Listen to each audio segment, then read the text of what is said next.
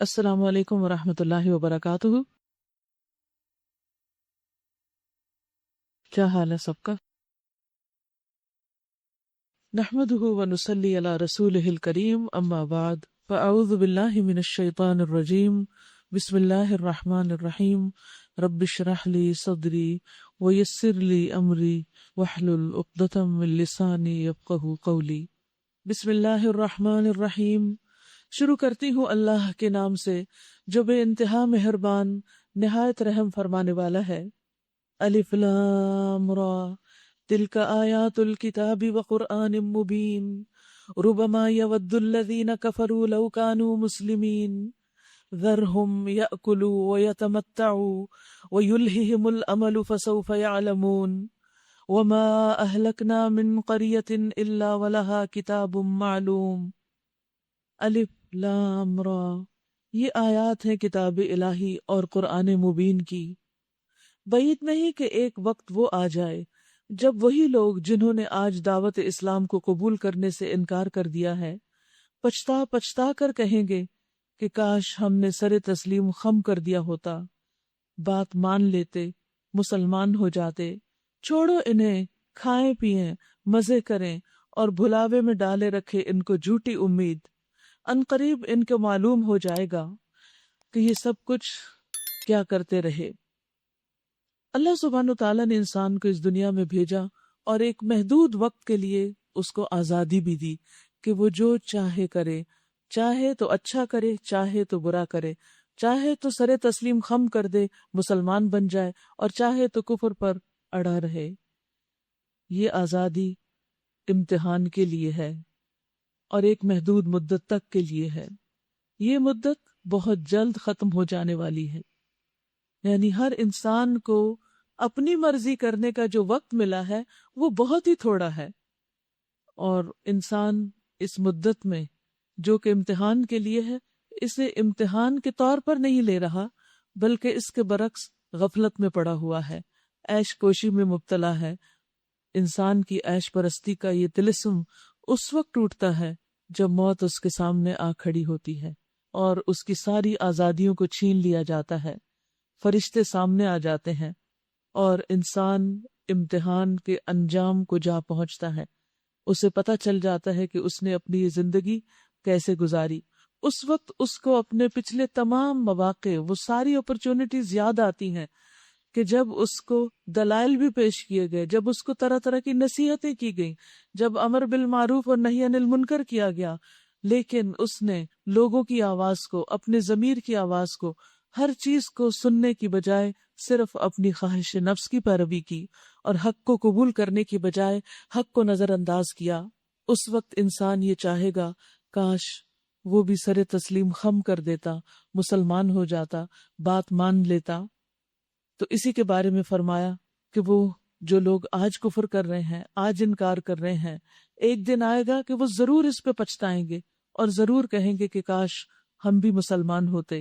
اور خصوصاً جہنم کے اندر جب مسلمانوں کو سزا دینے کے بعد نکالا جائے گا تو اس وقت وہ تمنا کریں گے کہ کاش ہم بھی مسلمان ہوتے تو آج سزا بھگت کر ہم بھی ان کے ساتھ کم از کم جہنم سے باہر نکل جاتے۔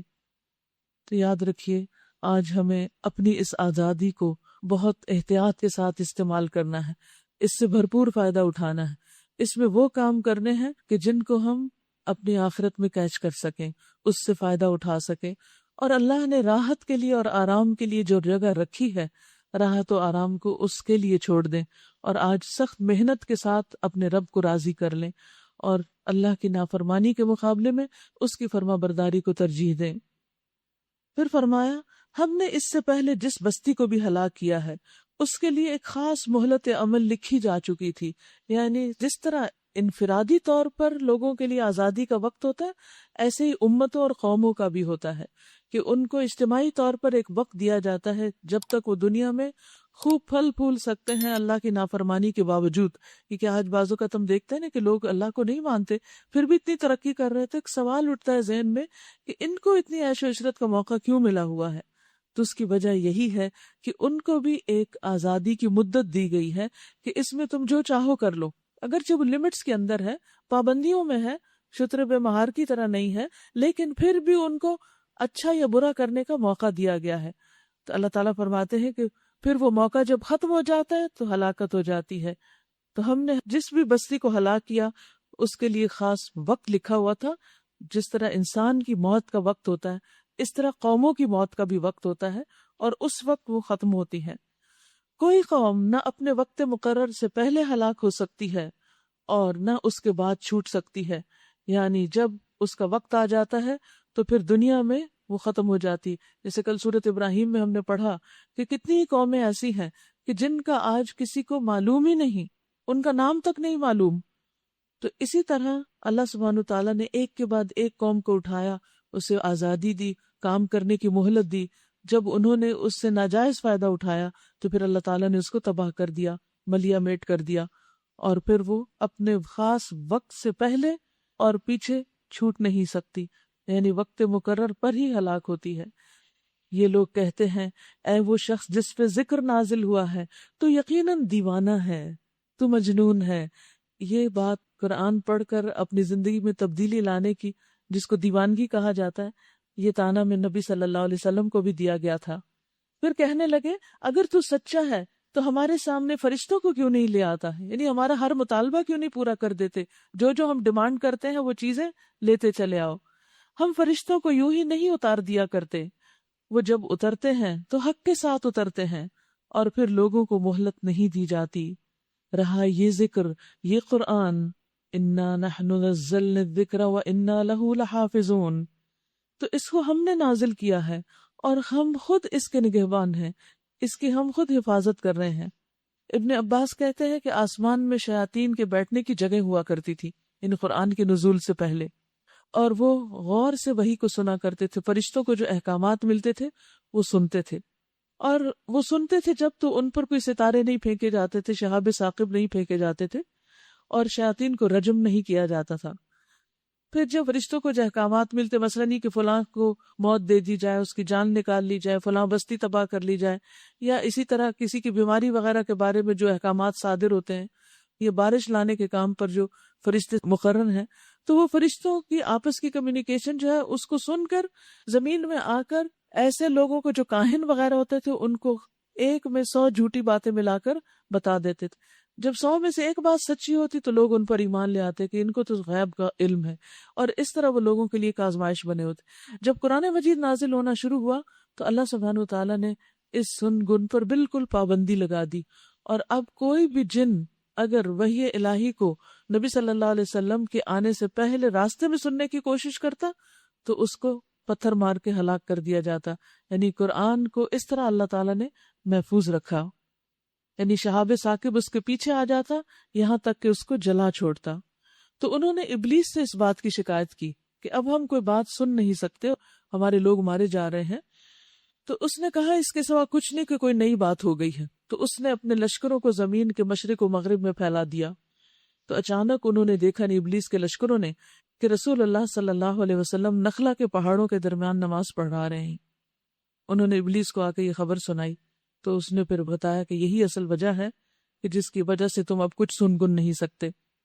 اور ویسے بھی آپ دیکھیے کہ قرآن مجید جب سے اترا ہے اس میں کسی قسم کی کوئی تبدیلی نہیں کی جا سکی اور نہ کی جا سکتی ہے۔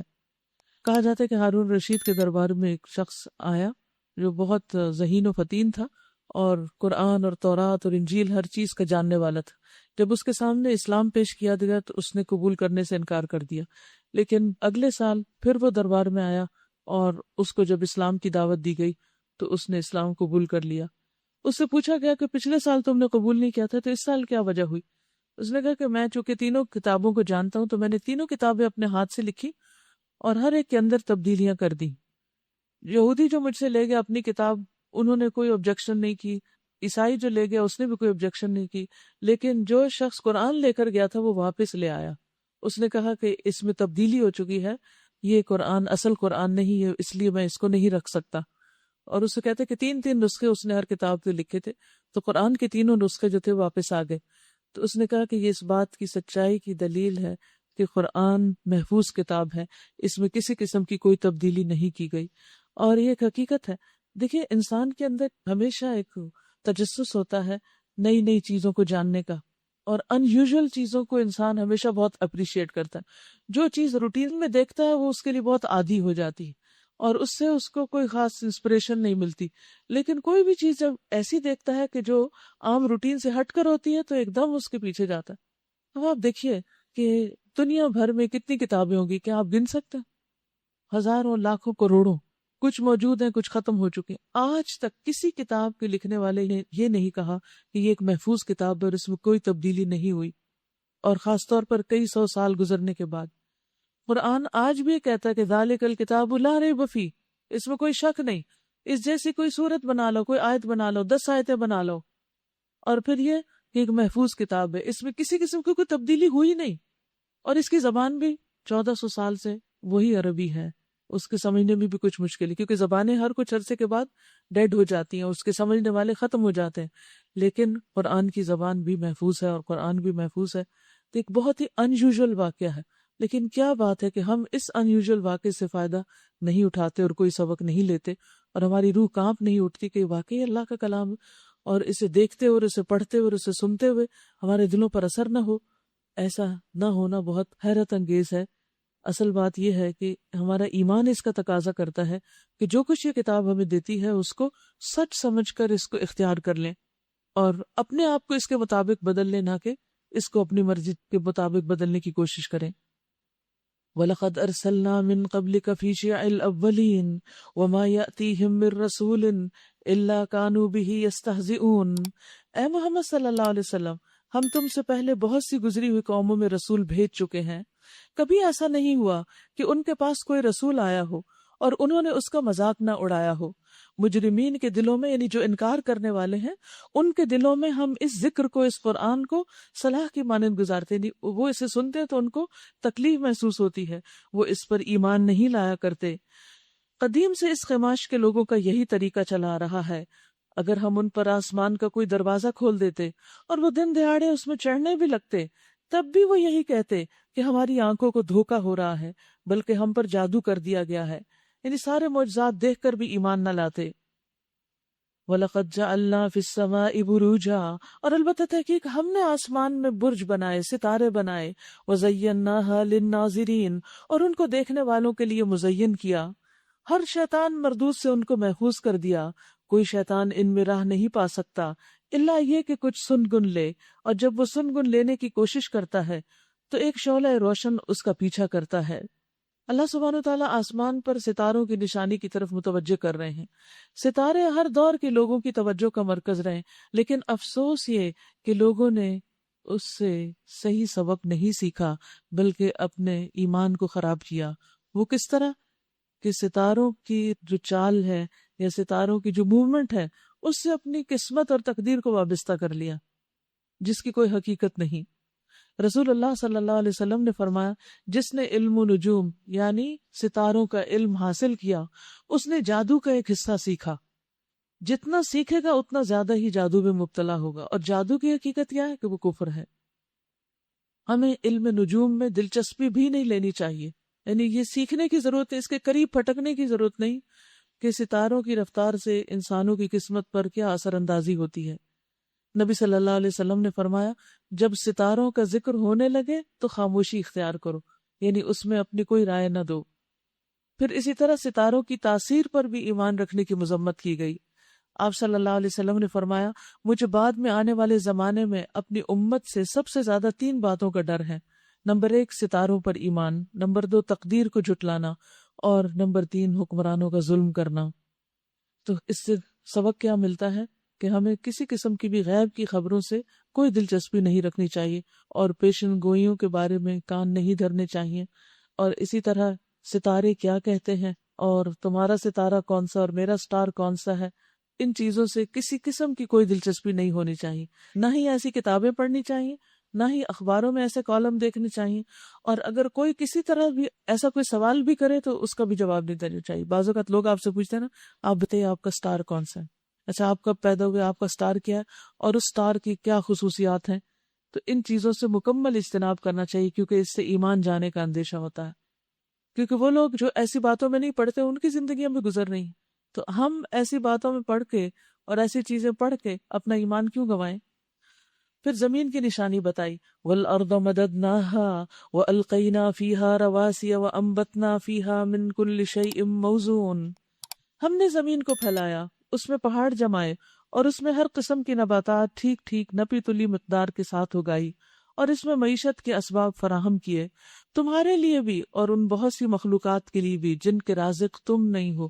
یعنی زمین ہی سارے لیونگ کریچرز کے لیے رہنے کی جگہ ہے، چاہے وہ زمین کے اوپر رہتے ہیں یا اندر بل بنا کے رہتے ہیں، یا پھر زمین کے اندر جو پانی ہے اس کے اندر رہتے ہیں۔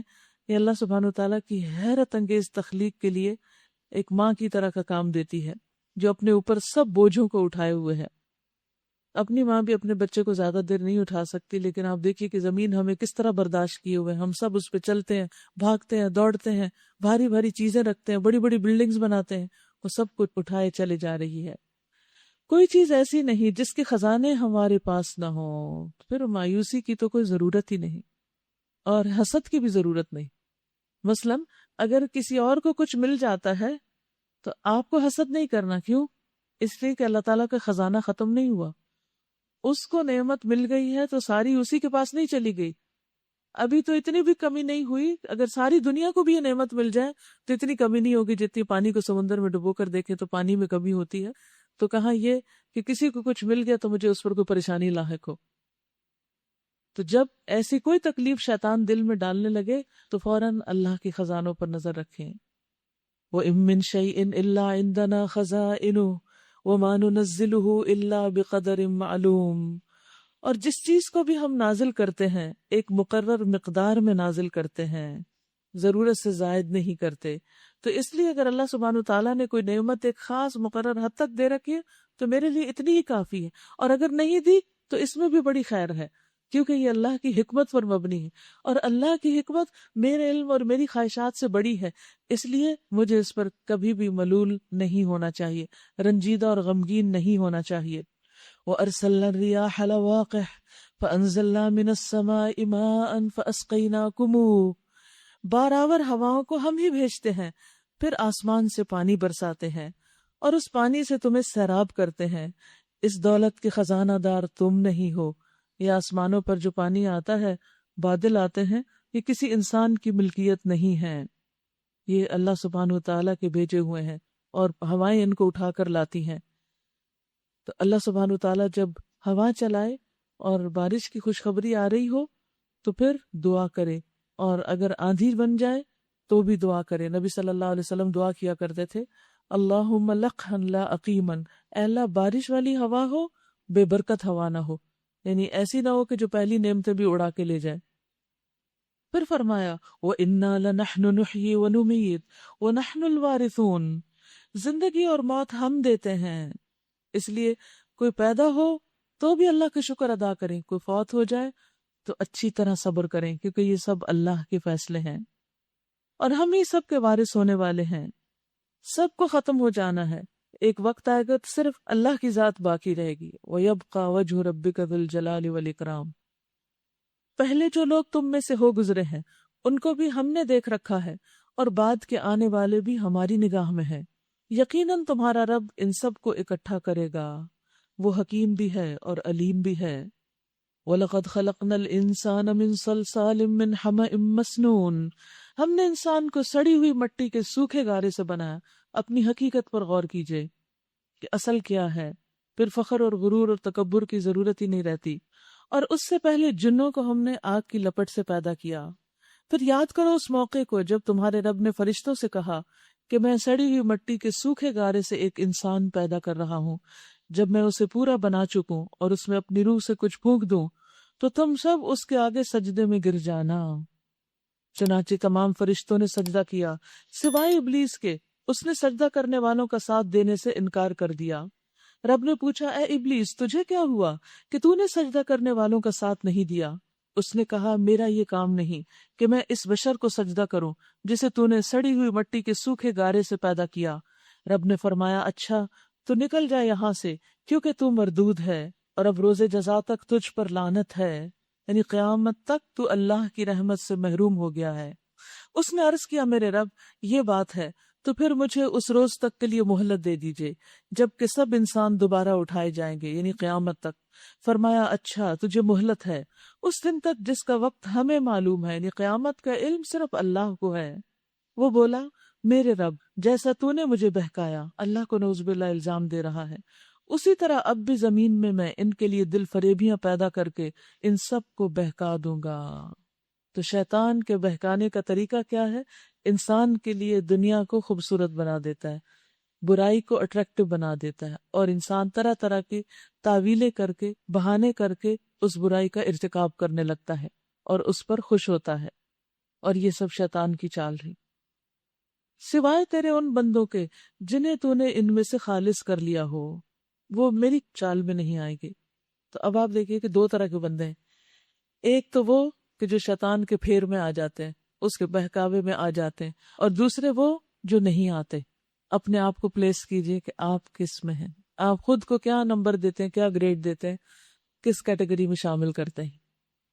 حقیقت یہ کہ شیطان تو انسان کے جسم میں خون کی طرح گردش کر رہا ہے، ہر چیز میں شریک ہے، کھانے کا معاملہ، اولاد کا معاملہ، مال ہو، کچھ بھی ہو، اور چاروں طرف گھومتا پھرتا ہے ہر وقت آپ کے، اور ہر وقت اٹیک کرنے کی کوشش کرتا ہے، طرح طرح کی فتنے پیدا کرتا ہے، کبھی زبان کے ذریعے، کبھی آپ کے کسی ایکشن کے ذریعے، کبھی آپ کے صرف ایک اشارے کے ذریعے حالات کو خراب کر دیتا ہے، معاملات بگاڑ دیتا ہے، اور خود وہ سمندر پہ اپنا تخت بچھا کے بیٹھا ہوا ہے، اور اپنے لشکروں کو چاروں طرف اس نے بھیج رکھا ہے۔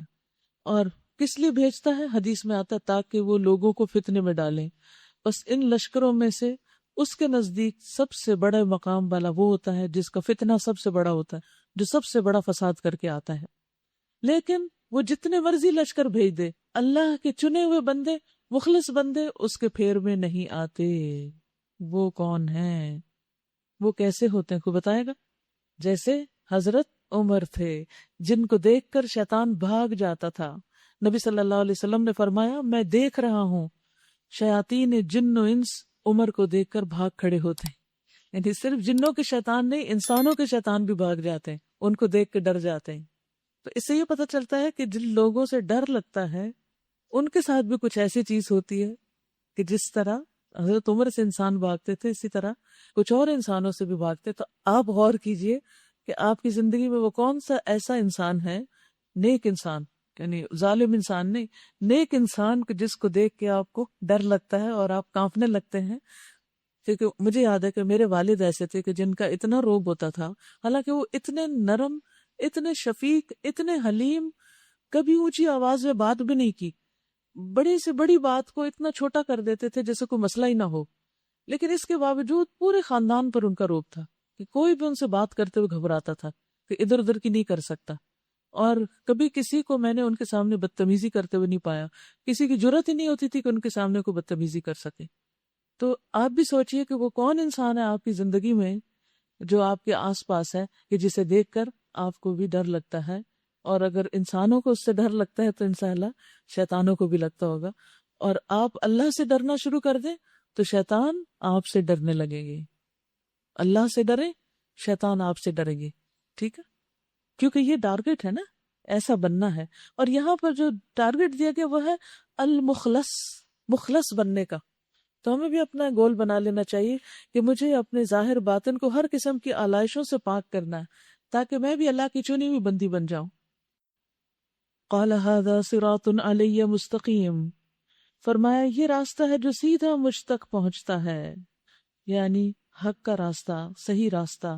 ان عبادی لیس لک علیہم سلطان، بے شک میرے بندے، اللہ جن کو اپنا بندہ کہتا ہے، جو اللہ کے اطاعت گزار اور فرما بردار بندے ہوتے ہیں، لیس لک علیہم سلطان، تیرا ان پر کوئی زور نہیں چلتا، کوئی بس نہیں چلتا، الا من اتبعک من الغاوین، سوائے ان کے جو بہکے ہوئے ہیں، انہی پہ تیرا بس چلے گا، وہی تیری پیروی کریں گے۔ وَإِنَّ جَهَنَّمَ لَمَوْعِدُهُمْ أَجْمَعِينَ، اور ان سب کے لیے جہنم ہی وعدے کی جگہ ہے، سب وہیں اکٹھے ہوں گے۔ تو آپ دیکھیے کہ دو گروہ ہیں، غاوین کا یا مخلصین کا، یا تو انسان بہکا ہوا ہے اور یا پھر اللہ کا چنا ہوا ہے۔ تو ہمیں غاوین سے نکل کر مخلصین میں شامل ہونا ہے، ورنہ غاوین تو سب ایک جگہ اکٹھے ہو جائیں گے۔ کیا ہے جہنم؟ لہا سبعۃ ابواب، جس کے 7 دروازے ہیں. اللہ اکبر. لکل باب منہم جزء مقسوم، ہر دروازے کے لیے ان میں سے ایک حصہ مخصوص کر دیا گیا ہے. کون کس دروازے سے اندر جائے گا؟ امیجن کیجئے کہ ایک بہت بڑا آگ کا گڑھا ہے اور اس کے چاروں طرف 4 دیواری ہے اور 7 دروازے، اور کوئی آپ کو بلاتا کہ ادھر آؤ دیکھو یہ کیا ہے، اور آپ ایک دروازہ کھول کے صرف جھانکتے ہیں، اس کو صرف جھانک کے دیکھتے ہیں، تو دل کی کیفیت کیا ہوگی؟ کبھی کوئی ایسی تصویر بھی دیکھنی پڑے نا کہ جس میں آگ کے بڑے بڑے الاؤ ہوں اور تندور ابل رہے ہوں، تو انسان اپنی آنکھیں بند کر لیتا ہے. تو جہنم کو معمولی چیز نہیں ہے. انسان کو ہر اس کام سے بچنے کی بھرپور کوشش کرنی چاہیے، چاہے کتنی بھی مشکل ہو، لیکن ضرور بچنا چاہیے تاکہ اس کو دیکھنا بھی نصیب نہ ہو، یعنی وہ دیکھیں بھی نہ ہم. اللہ ہمیں دیکھنے سے بھی محفوظ رکھے، کیونکہ اس کے تو شعلے نکل رہے ہوں گے اور اس کے اندر سے گردن نکل رہی ہوگی اور لوگوں کو پیچھے سے پکڑ لیں گے. تدعو من ادبر وتولی، دنیا میں جو پیٹھ پھیر کے منہ موڑ کے حق سے چلا جاتا ہے تو اس کو وہ پیچھے سے پکڑ لیں گے. تو جہنم سب بلاؤں میں سے بڑی بلا ہے. کسی بھی بلا سے اگر آپ کو ڈر لگتا ہے، کسی بھی چیز سے آپ خوف کھاتے ہیں، تو اس خوف کو جہنم کے خوف سے بدل لیجئے کہ یہ ڈرنے کی چیز نہیں. یہ دنیا کے سانپ بچھو تو کوئی چیز نہیں، یہ کاکروچ اور چھپکلی تو کوئی چیز نہیں. اصل تو ڈرنے کی وہ چیزیں ہیں جو جہنم کے اندر کی سانپ بچھو ہیں.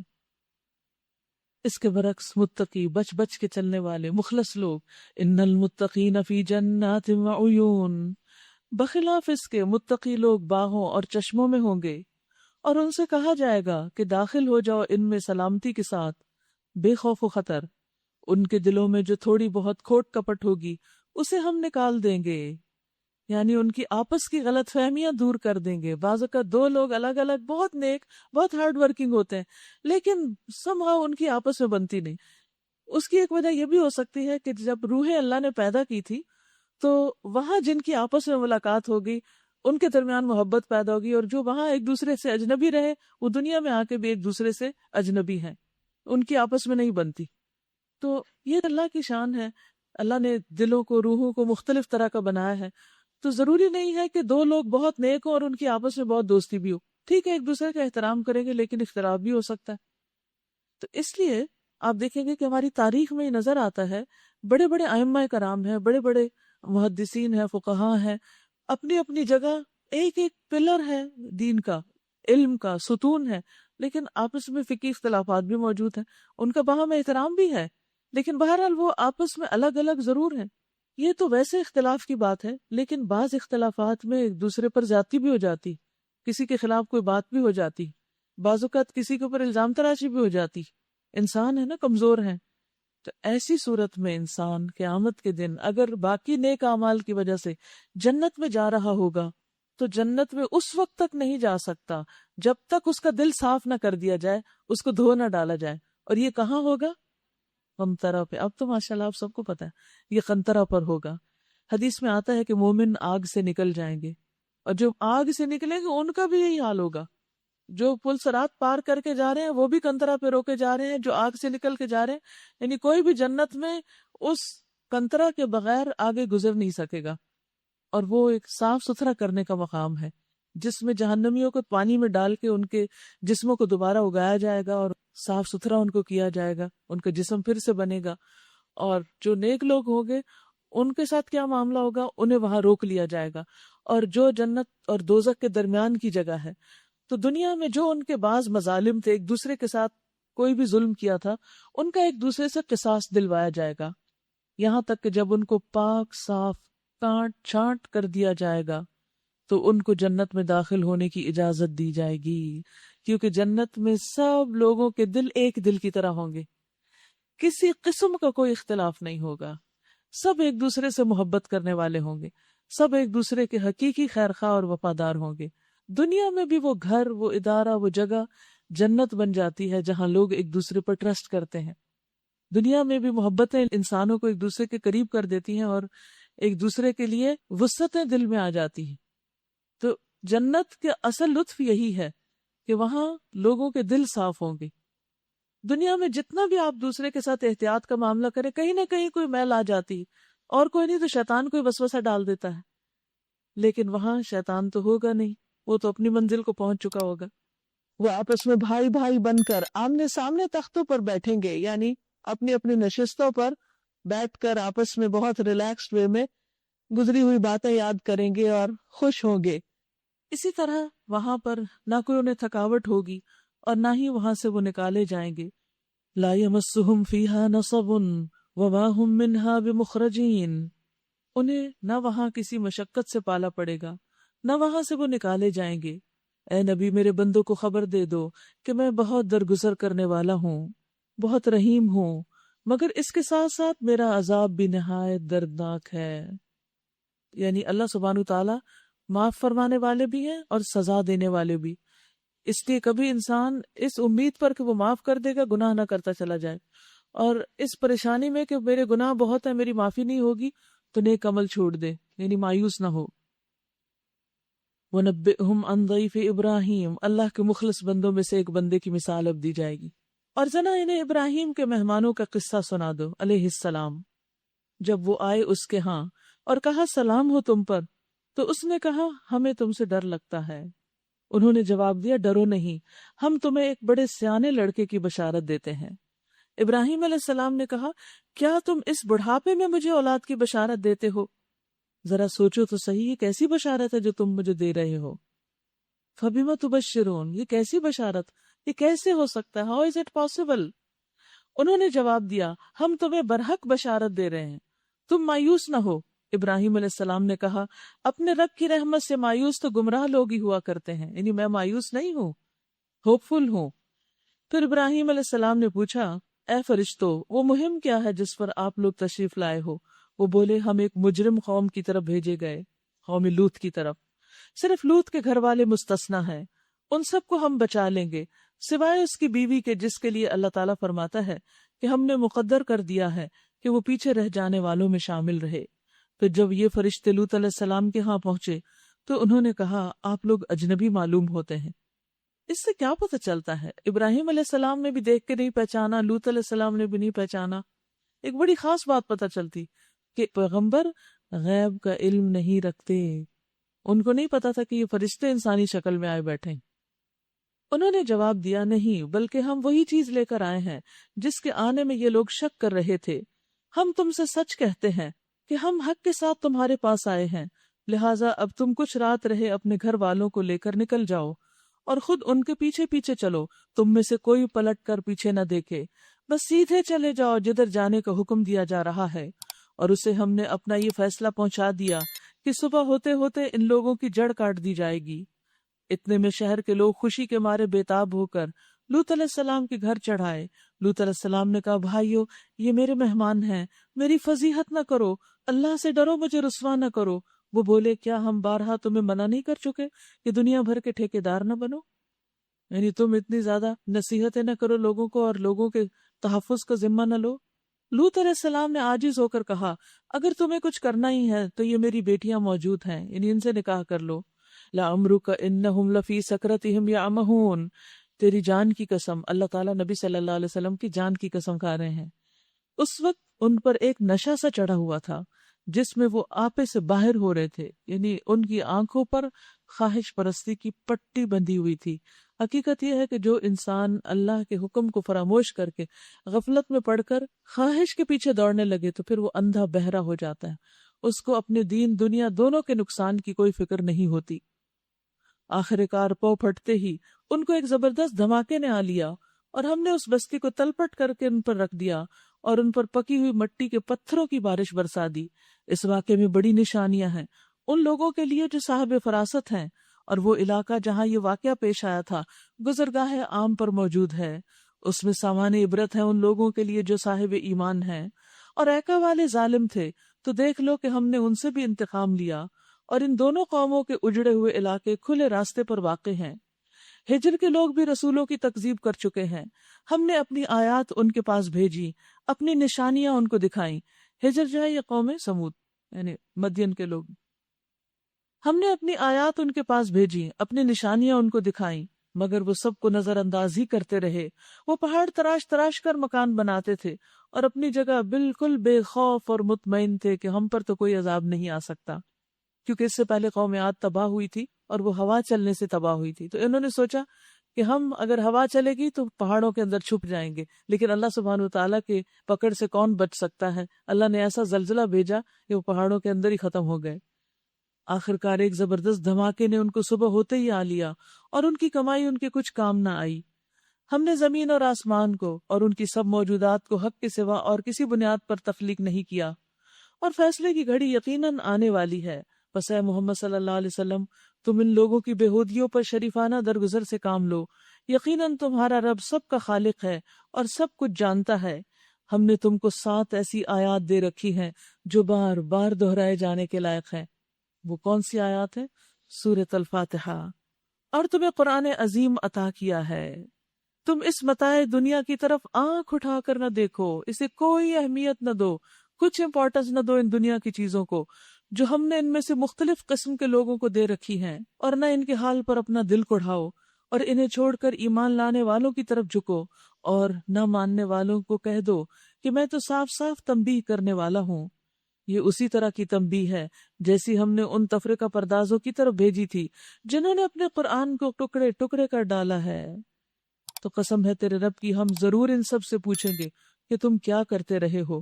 قرآن کو ٹکڑے ٹکڑے کرنے کا مطلب یہ ہے کہ پک اینڈ چوز کرنا، اپنی مرضی کی باتیں اس میں سے لینا اور کچھ کو چھوڑ دینا، کچھ کو ماننا کچھ کو نہیں لینا، کچھ کا حکم لے لینا اور کچھ کا انکار کر دینا۔ تو اللہ تعالیٰ فرماتے ہیں قسم ہے تیرے رب کی، ہم ضرور ان سے پوچھیں گے کہ تم کیا کرتے رہے ہو۔ یعنی اس طرح وہ جو قرآن پر عمل کیا ہوا تھا ان کا، وہ بھی ضائع ہو جائے گا، کیونکہ انہوں نے قرآن کے ایک بڑے حصے کو چھوڑ دیا۔ تو کرنا کیا ہے؟ پورے قرآن کو back to back, cover to cover, سارے کو ماننا ہے، سارے پر یقین رکھنا ہے، اور جو جو احکامات اس میں دیے گئے ہیں ان سب پر عمل کرنا ہے۔ بس اے نبی صلی اللہ علیہ وسلم، جس چیز کا آپ کو حکم دیا جا رہا ہے اسے ہاں کے پکارے کہہ دیجئے، اور شرک کرنے والوں کی ذرا پرواہ نہ کیجئے۔ تمہاری طرف سے ہم ان مذاق اڑانے والوں کی خبر لینے کے لیے کافی ہیں جو اللہ کے ساتھ کسی اور کو بھی خدا قرار دیتے ہیں، الہ قرار دیتے ہیں۔ ان قریب انہیں معلوم ہو جائے گا۔ وَلَقَدْ نَعْلَمُ أَنَّكَ يَضِيقُ صَدْرُكَ بِمَا يَقُولُونَ فَسَبِّحْ بِحَمْدِ رَبِّكَ وَكُن مِّنَ السَّاجِدِينَ وَاعْبُدْ رَبَّكَ حَتَّى يَأْتِيَكَ الْيَقِينُ۔ ہمیں معلوم ہے جو باتیں یہ لوگ تم پر بناتے ہیں ان سے تمہارے دل کو سخت کوفت ہوتی ہے۔ کبھی آپ کے دل کو کوفت ہوئی جب کسی نے دین کے معاملے میں آپ کا مذاق اڑایا یا کوئی بات بنائی، حجاب لینے پر یا قرآن کلاس میں داخلہ لینے پر یا اور اسی طرح کی کسی بھی نیکی کے راستے پر آنے پر؟ کیونکہ جب انسان اللہ کی طرف بڑھتا ہے تو شیطان بہت انسیکیور ہو جاتا ہے، وہ سوچتا ہے یہ میرے ہاتھ سے نکلا۔ جب انسان آگے بڑھ کر خود عمل کرتا ہے اور دوسروں کو بتانے لگتا ہے تو اور زیادہ ان کی پریشانی بڑھ جاتی، پھر وہ صرف خود نہیں بلکہ پوری فوجوں کو آپ کے پیچھے لگا دیتا، اور وہ فوجیں انسانوں کی بھی ہوتی ہیں اور جنوں کی بھی ہوتی ہیں، اور لوگ باتیں بنانا شروع کر دیتے۔ جب لوگ باتیں بناتے ہیں تو آپ سوچتے ہیں ہر ایک کو عزت پیاری ہوتی ہے، دین کی طرف آنے کی وجہ سے اگر یہ باتیں بن رہی تو ٹھیک ہے میں راستہ چھوڑ دیتی ہوں، اور اس طرح انسان آگے آتے آتے پھر پیچھے پلٹ جاتا ہے۔ تو ایسی صورت میں کیا کرنا چاہیے؟ یہ زبردست نسخہ یہاں دیا گیا ہے، وَلَقَدْ نَعْلَمُ أَنَّكَ يَضِيقُ صَدْرُكَ بِمَا يَقُولُونَ۔ ہمیں معلوم ہے کہ لوگوں کی باتوں پر آپ کا دل تنگ ہوتا ہے۔ اب جب آپ کا دل تنگ ہوتا ہے تو بڑاس کہاں نکالیں؟ لوگوں کو باتیں کر کے نہیں۔ فَسَبِّحْ بِحَمْدِ رَبِّكَ وَكُن مِّنَ السَّاجِدِينَ۔ تو تسبیح کرو اپنے رب کی حمد کے ساتھ۔ ایک بار سبحان اللہ کہنے سے 20 نیکیاں انسان کو ملتی ہیں، 20 گناہ انسان کے معاف کر دیے جاتے ہیں۔ تو انسان کو کیا کرنا چاہیے اس وقت؟ تسبیح شروع کر دینی چاہیے۔ جب کوئی آپ کو ڈانٹ ڈپٹ رہا ہو، کوئی آپ کی مخالفت کر رہا ہو، کوئی آپ کا مذاق اڑا رہا ہو، اور آپ کا دل تنگ ہو رہا ہو اور آپ پریشان ہو رہے ہوں، خوف زدہ ہو رہے ہوں، تو ایسے موقع پر تسبیح شروع کر دیجیے، سبحان اللہ و بحمدہ، سبحان اللہ سبحان اللہ سبحان اللہ۔ کوئی گالی دے تو کہے سبحان اللہ سبحان اللہ۔ تو آپ دیکھیں گے کہ انشاءاللہ اس ذکر کی برکت سے، کیونکہ اللہ نے بتایا یہ طریقہ، اور سبحان اللہ و بحمدہ ہی ساتھ کہنا ضروری ہے، کیونکہ یہاں دونوں چیزوں کا ذکر ہے۔ تسبیح ہے اللہ کی پاکی بیان کرنا، اور حمد ہے اللہ کی تعریف بیان کرنا، یعنی اللہ کو ہر عیب سے پاک قرار دینا اور پھر مزید تعریف کرنا اس کی، یہ دونوں چیزیں ساتھ ساتھ ہیں۔ اور کیا کرنا ہے؟ وَقُم مِّنَ السَّاجِدِينَ، سجدہ کرنے والوں میں شامل ہو جاؤ، یعنی نماز کی طرف توجہ کرو۔ جب لوگ پریشان کرے تو اللہ سے مدد مانگو، وَاسْتَعِينُوا بِالصَّبْرِ وَالصَّلَاةِ کے ساتھ، صبر اور نماز کے ساتھ۔ وَاعْبُدْ رَبَّكَ حَتَّى يَأْتِيَكَ الْيَقِينُ، اور عبادت کرو اپنے رب کی یہاں تک کہ یقین آ جائے، وہ چیز آ جائے جس کا آنا یقینی. اور یقین کا معنی یہاں موت ہے، یعنی موت تک، مرتے دم تک عبادت کرتے رہو، لوگوں کی باتوں میں آ کر چھوڑنی نہیں. کیونکہ انسان حق کا راستہ چھوڑنا نہیں چاہتا، کیونکہ حق کی تلاش اس کی فطرت میں، انسان کے اندر نیکی سے محبت ہوتی ہے، ہر انسان کے اندر ایک خیر سے محبت موجود ہے. لیکن ہوتا کیا ہے کہ انسان کا ماحول اور انسان کے اوپر شیطانی اثرات، اس کے دوست، اس کی صحبت، یہ سب کچھ اثر انداز ہوتا ہے، اور انسان پھر بہکنے لگتا ہے اور پھر شیطان کے رستے پہ چلنے لگتا ہے. ایسے میں انسان ان ساری رکاوٹوں کا مقابلہ کرنے کے لیے ایک ٹھان لے بات اپنے دل میں کہ مجھے مرتے دم تک اسی راستے پہ رہنا ہے، اسی پر استقامت اختیار کرنی، پیچھے نہیں ہٹنا. کیونکہ اگر یہ راستہ چھوڑا تو میں جنت کا راستہ بھول جاؤں گی. یہ وہ راستہ ہے جو جنت تک لے جاتا ہے. اگر مجھے جنت چاہیے تو مجھے اسی راستے پہ چلنا ہے. وَاعْبُدْ رَبَّكَ حَتَّى يَأْتِيَكَ الْيَقِينُ. یہ بتائیے رات تراویح میں کس کس کو نیند آتی؟ سچ سچ بولیے. سبھی کو آتی. اچھا، پھر اس وقت آپ کے دل میں کیا آ رہا ہوتا ہے؟ اچھا چلو آج آدھی پڑھ لیتے ہیں، باقی صبح پڑھ لیں گے. کیا خیال آتا ہے؟ خیال کبھی کبھی آتا ہے.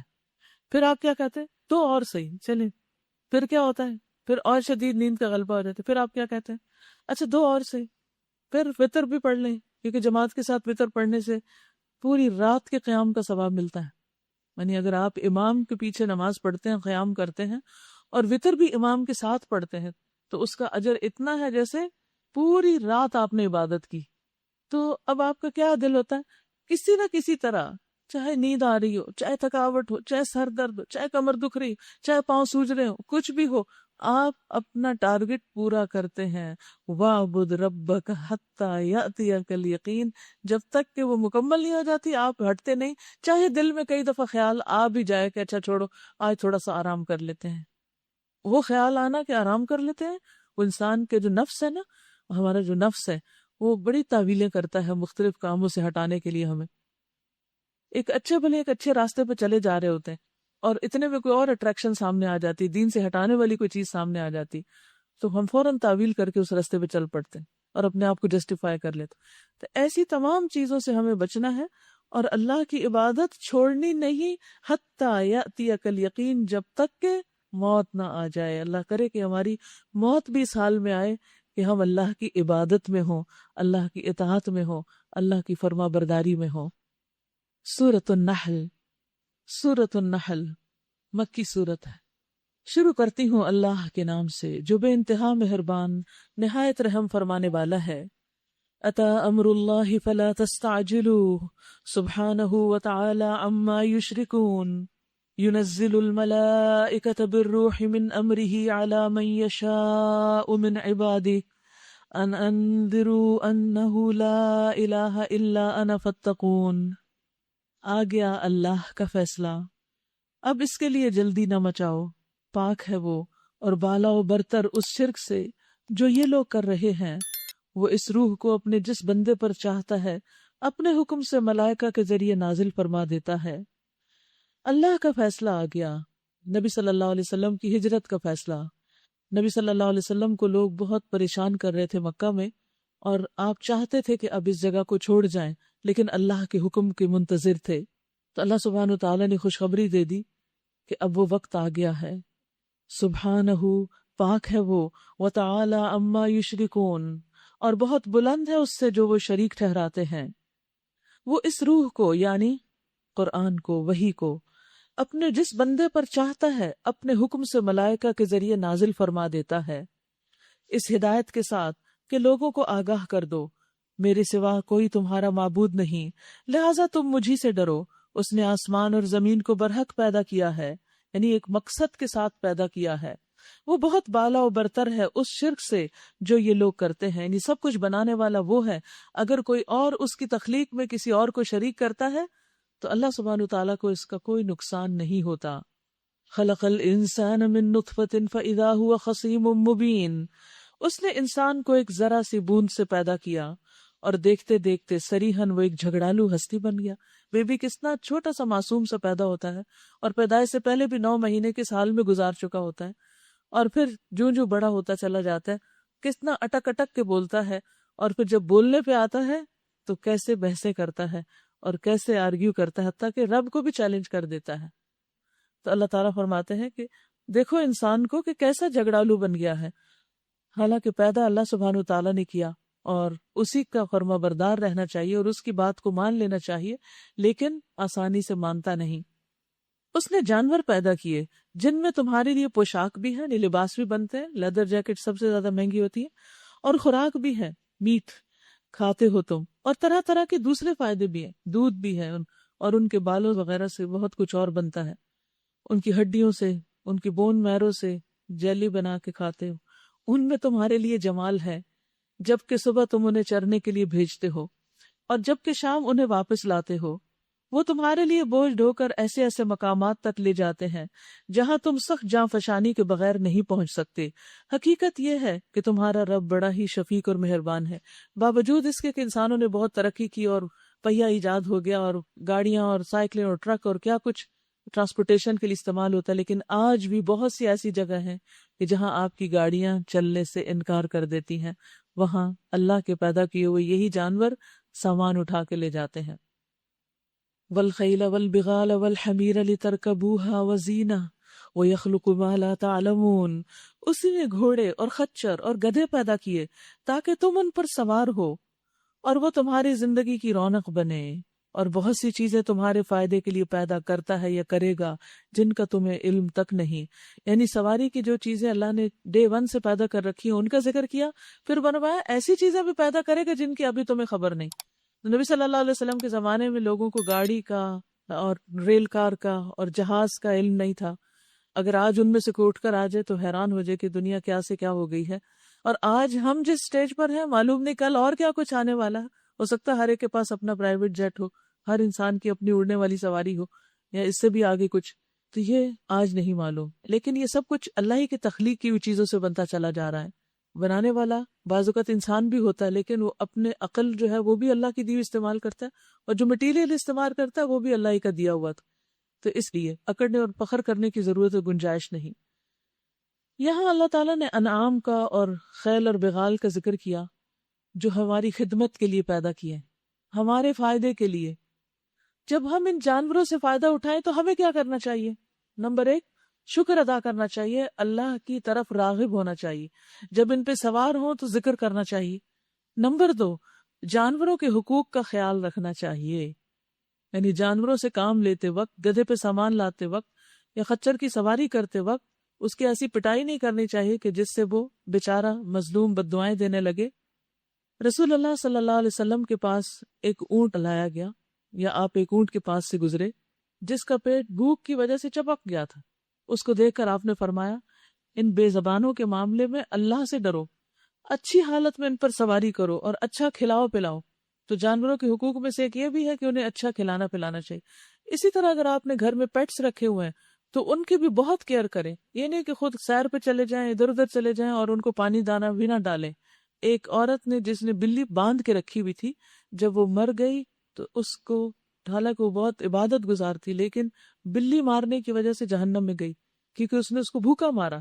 تو یا تو اللہ نے جن جانوروں کو آزاد پیدا کیا ہے ان کو آزاد ہی رہنے دے، اللہ کے واسطے آزاد ہی رہنے دے، وہ اپنی خوشی سے آئیں، آپ کے گھر جائیں، وہ اور بات ہے، لیکن آپ ان کو پکڑ کے باندھ کے نہ رکھیں کہ وہ خود کچھ اپنا کھانے پینے کا انتظام نہ کر سکیں یا وہ آپ پر ڈیپینڈنٹ نہ ہو جائیں۔ لیکن اگر آپ رکھیں تو پھر اتنی کیئر جتنی آپ اپنے بچوں کی کرتے ہیں یا اپنے آپ کی کرتے ہیں۔ اسی طرح جانوروں کے حقوق میں سے ایک یہ ہے کہ ان کو کھڑا کر کے ان کو کرسی بنا کے نہیں بیٹھا جائے ان پر، یعنی سواری کرنے کے لیے کس طرح بیٹھے؟ آر پار، یہ نہیں کہ ایک طرف کو 2 ٹانگیں لٹکا کر ان ٹانگیں بھی مار رہے ہیں ان کو اور اوپر بیٹھ کے باتیں کر رہے ہیں، یعنی 2 لوگ اپنے اپنے گدھے پہ بیٹھے ہوئے ہیں، جیسے 2 گاڑیوں والے گاڑی روک کے آپس میں باتیں کرنے لگتے ہیں، تو ایسے ان کے ساتھ نہ کیا جائے۔ رسول اللہ صلی اللہ علیہ وسلم نے فرمایا، جانوروں پر اس وقت سوار ہوا کرو جبکہ وہ صحیح سالم ہو اور صحیح حالت میں چھوڑا کرو، یہ نہیں کہ بیچارے بیمار زخمی، اور آپس کی گفتگو کے لیے انہیں کرسیاں نہ بناؤ، یہ بھی ان کے ساتھ زیادتی ہوگی۔ وَعَلَى اللَّهِ قَصْدُ السَّبِيلِ وَمِنْهَا جَائِرٌ، اور اللہ ہی کے ذمہ ہے سیدھا راستہ بتانا جبکہ ٹیڑھے راستے بھی موجود ہیں۔ اگر وہ چاہتا تو تم سب کو ہدایت دے دیتا، یعنی زبردستی ہدایت پر قائم کر دیتا، لیکن اس نے سارے راستے بنا کے چھوڑ دیے اور پھر تمہاری چوائس ہے کہ اب تم کس پہ چلتے ہو۔ تم کیا انتخاب کرتے ہو؟ وہی ہے جس نے آسمان سے تمہارے لیے پانی برسایا، یہ انتظام بھی اس کا کیا ہوا ہے، جس سے تم خود بھی سیراب ہوتے ہو اور تمہارے جانوروں کے لیے بھی چارہ پیدا ہوتا ہے۔ وہ اس پانی کے ذریعے سے کھیتیاں اگاتا ہے اور زیتون اور کھجور اور انگور اور طرح طرح کے دوسرے پھل پیدا کرتا ہے۔ اس میں ایک بڑی نشانی ہے ان لوگوں کے لیے جو غور و فکر کرتے ہیں۔ تو ہمیں کیا کرنا چاہیے؟ غور و فکر کرنا چاہیے اور نعمتوں کو استعمال کر کے اللہ کا شکر ادا کرنا چاہیے۔ وَسَخَّرَ لَكُمُ اللَّيْلَ وَالنَّهَارَ وَالشَّمْسَ وَالْقَمَرَ وَالنُّجُومُ مُسَخَّرَاتٌ بِأَمْرِهِ إِنَّ فِي ذَلِكَ لَآيَاتٍ لِقَوْمٍ يَعْقِلُونَ۔ اس نے تمہاری بھلائی کے لیے رات اور دن کو، سورج اور چاند کو مسخر کر رکھا ہے، یعنی ایک اللہ کے کنٹرول میں ہے، ایک ضابطے کے تحت چل رہے ہیں، اور سب تارے بھی اسی کے حکم سے مسخر ہیں۔ ان میں بہت نشانیاں ہیں ان لوگوں کے لیے جو عقل سے کام لیتے ہیں۔ اور یہ جو بہت سی رنگ برنگ کی چیزیں اس نے تمہارے لیے زمین میں پیدا کر رکھی ہیں، ان میں بھی ضرور نشانی ہے ان لوگوں کے لیے جو سبق حاصل کرنے والے ہیں۔ تو کیا کرنا چاہیے؟ ان سب چیزوں سے سبق حاصل کرنا چاہیے، عبرت لینی چاہیے۔ یہ نہیں کہ ہر چیز کو بس استعمال کیا اور آنکھیں بند کر کے آگے چل پڑے۔ رات کی نشانی پر غور و فکر، دن کی نشانی پر، سورج پر، چاند پر، ستاروں پر، اور بھی زمین میں جتنی چیزیں ہیں ان سب پہ غور و فکر کر کے کس نتیجے پر پہنچنا چاہیے؟ ان سب کا پیدا کرنے والا دراصل اللہ ہے۔ تو انسان جب غور و فکر کرتا ہے، عقل سے کام لیتا ہے، ذکر کرتا ہے، تو ہی وہ اللہ کا شاکر بنتا ہے، شکر گزار ہی تب بنتا ہے۔ یعنی خالی شکر کوئی چیز نہیں ہے جب تک آپ غور و فکر نہیں کرتے اور اس نعمت کی قدر نہیں کرتے اور اس کو اللہ سبحانہ وتعالیٰ کی نعمت نہیں بتاتے۔ غور و فکر تو سائنسدان بھی بہت کر رہے ہیں اور بڑی بڑی ریسرچز ہو رہی ہیں، ملینز اینڈ ٹریلینز کی لیبارٹریز بنی ہوئی ہیں جہاں پر کائنات میں غور و فکر ہو رہا ہے، نہ صرف زمین میں بلکہ آسمانوں اور سمندروں میں، اور لوگ اپنی جان پر کھیل کر یہ سب کچھ کر رہے ہیں۔ تو کیا وہ بھی شاکر بندے ہیں؟ کیا وہ شکر گزار ہیں؟ کیوں نہیں؟ اس لیے کہ وہ ان سب نعمتوں کو اللہ کی نعمت نہیں سمجھتے، اللہ سبحانہ وتعالیٰ سے الگ کر کے ان سب چیزوں کو دیکھ رہے ہیں۔ تو ہمیں کیا کرنا ہے؟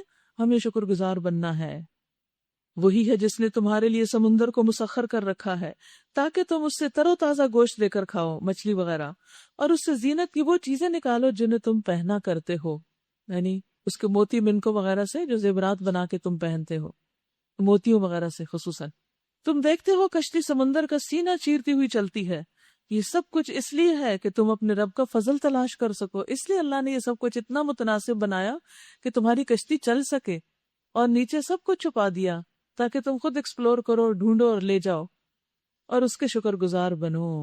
اور ان میں سے کتنی ہی نعمتیں ایسی ہیں جن کا ہم اللہ تعالیٰ کو کچھ بھی پیمنٹ نہیں کرتے۔ بارش برسانے کی پیمنٹ کون کون کرتا ہے؟ لیکن گھر میں جو پانی آتا ہے اس کی پیمنٹ آپ کو کرنی پڑتی ہے۔ سورج نکلتا ہے تو کون کون بل دیتا ہے اس کا؟ کوئی بھی نہیں دیتا، سب فری، ساری نعمتیں فری میں ملی ہوئی ہیں آپ کو۔ صرف آپ سے کیا چاہا گیا کہ جس نے پیدا کیا اس کو پہچانو، اس کے شکر گزار بن جاؤ اور اس کے عبادت گزار ہو جاؤ، اس کو راضی کر کے دنیا سے جاؤ آخرت میں تاکہ اس کو دیکھ سکو۔ وَأَلْقَى فِي الْأَرْضِ رَوَاسِيَ أَن تَمِيدَ بِكُمْ، اس نے زمین میں پہاڑوں کی میخیں گاڑ دی تاکہ زمین تم کو لے کر ڈھلک نہ جائے۔ اس نے دریا جاری کیے اور قدرتی راستے بنائے تاکہ تم ہدایت پاؤ، یعنی ان دریاؤں کے ساتھ ساتھ چل کے بھی، یا ان کے اندر جو کشتیاں چلتی ہیں ان کے ذریعے بھی انسان مختلف علاقوں کو ایکسپلور کرتا ہے، نئی نئی آبادیوں کے پاس جا کے رکتا ہے، کیونکہ عموماً آبادیاں پانی کے پاس ہوتی ہیں۔ تو اس طرح نئی دنیایں کھلتی جاتی ہیں انسانوں پر۔ اس نے زمین میں راستہ بتانے والی علامتیں رکھ دی، یعنی ساری زمین ایک جیسی اسپاٹ نہیں بنا دی، کہیں پہاڑ ہیں، کہیں وادیاں ہیں، کہیں درخت ہیں، کہیں سمندر ہے، کہیں گھنے جنگل ہیں، یہ ساری علامتیں ہیں۔ اور تاروں سے بھی لوگ ہدایت پاتے ہیں، یعنی اندھیرے میں رات کے وقت تلاش کرتے ہیں جب دن کی نشانیاں مٹ جاتی ہیں۔ افمن یخلق کمن لا یخلق افلا تذکرون، پھر کیا وہ جو پیدا کرتا ہے اور جو کچھ بھی پیدا نہیں کرتے دونوں یکساں ہیں، کیا تم ہوش میں نہیں آتے؟ اور تم اللہ کی نعمتوں کو گننا چاہو تو گن نہیں سکتے۔ حقیقت یہ ہے کہ وہ بڑا ہی درگزر کرنے والا اور رحیم ہے، حالانکہ وہ تمہارے کھلے سے بھی واقف ہے اور چھپے سے بھی۔ اللہ اکبر، یعنی ہمارے سارے گناہوں کو جانتا ہے، اس کے باوجود ہمیں نعمتیں دیے چلے جا رہا ہے۔ کبھی ایسا نہیں ہوتا کہ ہم نماز نہ پڑھیں اور ہمارا کھانا نہ ملے ہمیں، اور کتنے لوگ ایسے جنہیں زندگی میں کوئی نماز نہیں پڑھی اور وہ بھی ساری ساری زندگی سے کھا پی رہے ہیں اور ساری نعمتوں سے فائدہ اٹھا رہے ہیں۔ تو یہ اللہ کی رحمت ہے تو ہی زندہ ہے. اور کیوں یہ آزادی دی ہوئی ہے؟ تاکہ بندوں کا امتحان لیا جائے. شاید کسی دن پلٹ آئیں، شاید اللہ کے وفادار بن جائیں. اور وہ دوسری ہستیاں جنہیں اللہ کو چھوڑ کر پکارتے ہیں وہ کسی چیز کی بھی خالق نہیں ہیں بلکہ خود مخلوق ہیں، مردہ ہیں نہ کہ زندہ، اور ان کو کچھ معلوم نہیں کہ انہیں کب دوبارہ زندہ کر کے اٹھایا جائے گا. یعنی اللہ کو چھوڑ کر جس کسی کے سامنے بھی جھکتے ہیں تو وہ تو اللہ کی مخلوق ہیں، ان کو عبادت میں کیسے شریک کر سکتے ہو؟ اور پھر لا یخلقون شیئا وهم یخلقون کے بعد فرمایا اموات، مردہ ہے. یہاں اشارہ کس کی طرف ہے؟ یہاں اشارہ پتھروں کی طرف نہیں، ان کی تو کوئی زندگی نہیں تھی کہ موت ہو، وہ تو آلریڈی موت ہے، ڈیڈ ہے. یا سورج چاند ستاروں کی طرف نہیں ہے اشارہ، یہاں اشارہ ہے انسانوں میں سے ان ہستیوں کی طرف کہ جن کو مرنے کے بعد لوگ الہ کا درجہ دے دیتے ہیں، ان کی قبروں پہ جا کے نظر و نیاز دیتے ہیں، جانور قربان کرتے ہیں، سجدے کرتے ہیں ان کو، اور ان کے ساتھ وہ معاملہ کرتے ہیں جیسے کوئی اپنے رب کے ساتھ معاملہ کرے. تو اس سے روکا جا رہا ہے. وَمَا يَشْعُرُونَ أَيَّانَ يُبْعَثُونَ، ان کو تو یہ بھی نہیں پتا کہ وہ دوبارہ کب اٹھیں گے، کیونکہ جب وہ زندہ تھے تب بھی ان کو نہیں پتا تھا. مر کے کہاں سے پتا چلے گا کہ وہ اس قبر سے کب باہر آنے والے ہیں؟ جب ہم زندگی میں، ہم دنیا میں سوتے ہیں رات کو تو ہمیں پتا ہوتا ہے اتنے بجے اٹھنا، الارم لگا دیتے، کسی کو کہہ دیتے ہمیں جگا دو اگر ہم خود نہ جاگ سکیں. لیکن قبر والوں کو تو کوئی جگائے بھی تو وہ نہیں جاگتے، اور ان کے پاس کوئی الارم ہی نہیں ہے کہ وہ خود جب اٹھنا چاہیں وہ اٹھ سکیں. تو جب وہ اپنی نیند سے، اپنی موت سے اٹھ بھی نہیں سکتے تو تمہاری باتیں کہاں سے سنیں گے، اور تمہاری نظر نیاز کو کہاں سے اپریشیٹ کریں گے، اور کس طرح تمہارے کام آئیں گے؟ تو غیر اللہ کو سجدہ شرک ہے، غیر اللہ سے دعا کرنا شرک ہے. الہکم الہ واحد، تمہارا الہ بس ایک ہی الہ ہے، ایک رب ہے، ایک خالق اور ایک مالک ہے، ایک معبود ہے. فالذین لا یؤمنون بالآخرۃ قلوبہم منکرۃ وہم مستکبرون، مگر جو لوگ آخرت کو نہیں مانتے ان کے دلوں میں انکار بس کر رہ گیا ہے اور وہ گھمنڈ میں پڑ گئے ہیں. اللہ یقیناً ان سب کے کرتوت جانتا ہے، چھپے ہوئے بھی اور کھلے بھی. وہ ان لوگوں کو ہرگز پسند نہیں کرتا جو غرور نفس میں مبتلا ہوں. جہاں ہم نے پیچھے بہت سی آیات پڑھی جس سے پتہ چلتا ہے کہ اللہ تعالیٰ کس کس سے محبت کرتا ہے، اب یہاں یہ بتا دیا کہ کس سے محبت نہیں کرتا. تو جو شخص اپنے آپ کو بڑی چیز سمجھتا ہو، تکبر کرتا ہو، وہ کبھی بھی اللہ کا محبوب نہیں بن سکتا. تو اللہ تعالیٰ کو بندے سے اس کی عاجزی پسند ہے، تکبر نہیں. اور جب کوئی ان سے پوچھتا ہے کہ تمہارے رب نے کیا چیز نازل کی، تو کہتے ہیں اجی وہ تو اگلے وقتوں کی فرسودہ کہانیاں ہیں. یہ باتیں وہ اس لیے کرتے ہیں کہ قیامت کے روز اپنے بوجھ بھی پورے اٹھائیں اور ساتھ ساتھ کچھ ان لوگوں کے بوجھ بھی سمیٹے جنہیں یہ بربنائے جہالت گمراہ کر رہے ہیں. دیکھو کیسی سخت ذمہ داری ہے جو یہ اپنے سر لے رہے ہیں.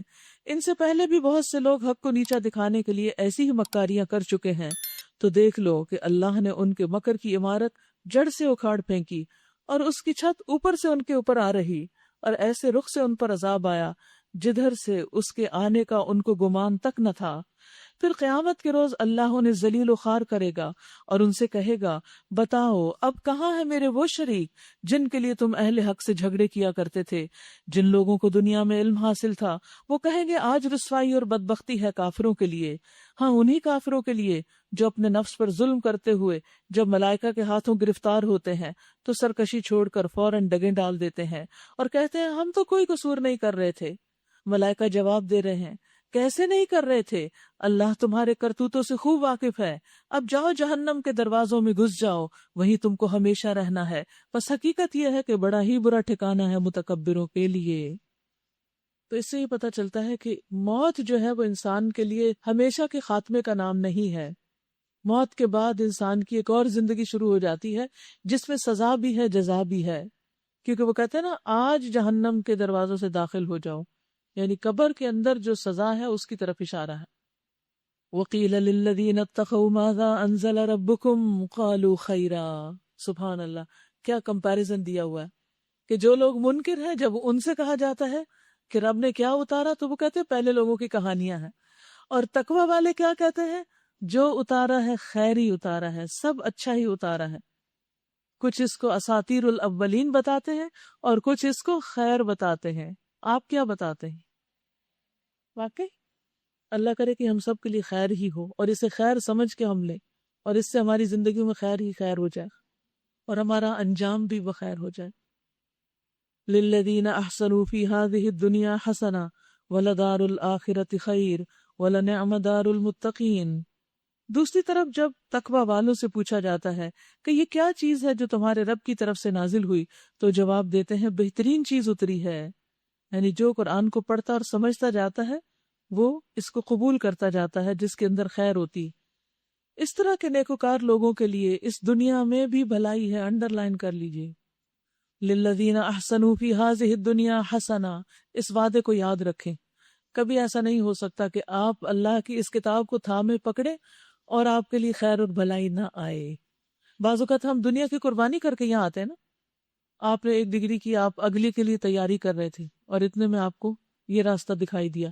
آپ اپنی دنیا کا 1 سال سیکریفائس کر کے یہاں بیٹھے. اب آپ پریشان ہوتے ہیں کہ میری دوستیں مجھ سے آگے نکل جائیں گی، وہ جلدی ڈگری لے لیں گی، ان کی جلدی شادی ہو جائے گی، ان کے بچے جلدی ہو جائیں گے، وہ جلدی بڑے ہو جائیں گے. کیا یہ واقعی یہ سب چیزیں انسانوں کے ہاتھوں میں؟ کیا ہر ڈگری کی تمنا رکھنے والا ڈگری لے سکا؟ کیا ہر ڈگری رکھنے والا جاب لے سکا، پسندیدہ اپنی مرضی کی جاب؟ کیا ہر جاب والا اپنی مرضی کا گھر بنا سکا اور اپنی مرضی کی شادی کر سکا؟ نہیں. کیا ہر اپنی مرضی اور پسند کی بیوی لانے والا اپنی پسند کی اولاد پیدا کر سکا؟ اور کیا اپنی پسند کی اولاد رکھنے والا ان کو وہ سب کچھ دے سکا جو وہ دینا چاہتا تھا؟ کس دنیا کی باتیں کرتے ہیں؟ اس میں کون سی چیز اپنی مرضی کی ہے؟ کچھ بھی تو نہیں. جو اللہ دے شکر ہے اس کا، اور جو نہ دے اس پر بھی شکر ہے، کیونکہ وہ ہمارے لیے ٹھیک ہی نہیں تھا. جو نہ ملے اس پہ ہمیشہ سوچا کرے اس میں خیر تھی جو مجھے یہ نہیں ملا، اور جو ملا ہے اس میں بھلائی ہے. اور اگر میں نے اس کو خیر سمجھ کے لیا ہے، حسنہ سمجھ کے لیا ہے، تو اللہ اس دنیا میں بھی حسنہ دے گا اس قرآن کی بدولت سے. کبھی بھی یہ نہ سوچا کریں. کتنے ہی حافظ بچے میرے علم میں ایسے ہیں کہ جنہوں نے حفظ کیا، بظاہر اپنے وقت میں اپنے دوسرے کلاس فیلو سے پیچھے رہ گئے، اور پھر اس کے بعد ان سے بھی آگے نکل گئے. اور اب ایک طرف وہ دنیا کے کام بھی کر رہے ہیں، دوسری طرف رات کو رمضانوں میں تراویح بھی پڑھاتے ہیں. اس سے بڑی کیا خوش قسمتی ہو سکتی کہ آپ دونوں جگہ پہ برابر کے ساتھ ساتھ چل رہے ہیں. تو ایسا نہیں ہوتا کہ آپ دنیا میں لگ جائیں تو دین آپ چھوڑ کے بیٹھ جائیں، یا دین میں لگے تو دنیا چھٹ جائے گی. دنیا بھی بقدر حصہ بقدر ضرورت ملے گی آپ کو، لیکن وہ ملنا بھی کوئی بہت بڑی ایسی بات نہیں. اللہ کی نعمت شکر ادا کرنا چاہیے، لیکن اصل نظر ہماری پھر آخرت پر ہونی چاہیے. کیوں؟ وَلَدَارُ الْآخِرَةِ خَيْرٌ. یہ کس کا انجام ہے؟ جنہوں نے کہا تھا کہ یہ قرآن خیر ہے، ان کے لیے آخرت کا گھر بھی بخیر ہے. وَلَنِعْمَ دَارُ الْمُتَّقِينَ. اور کتنا اچھا گھر ہے متقیوں کا. کیسا گھر؟ جنات عدن، عدن کے باغ. جنات عدن یدخلونہا، عدن کے باغات جن میں وہ داخل ہوں گے.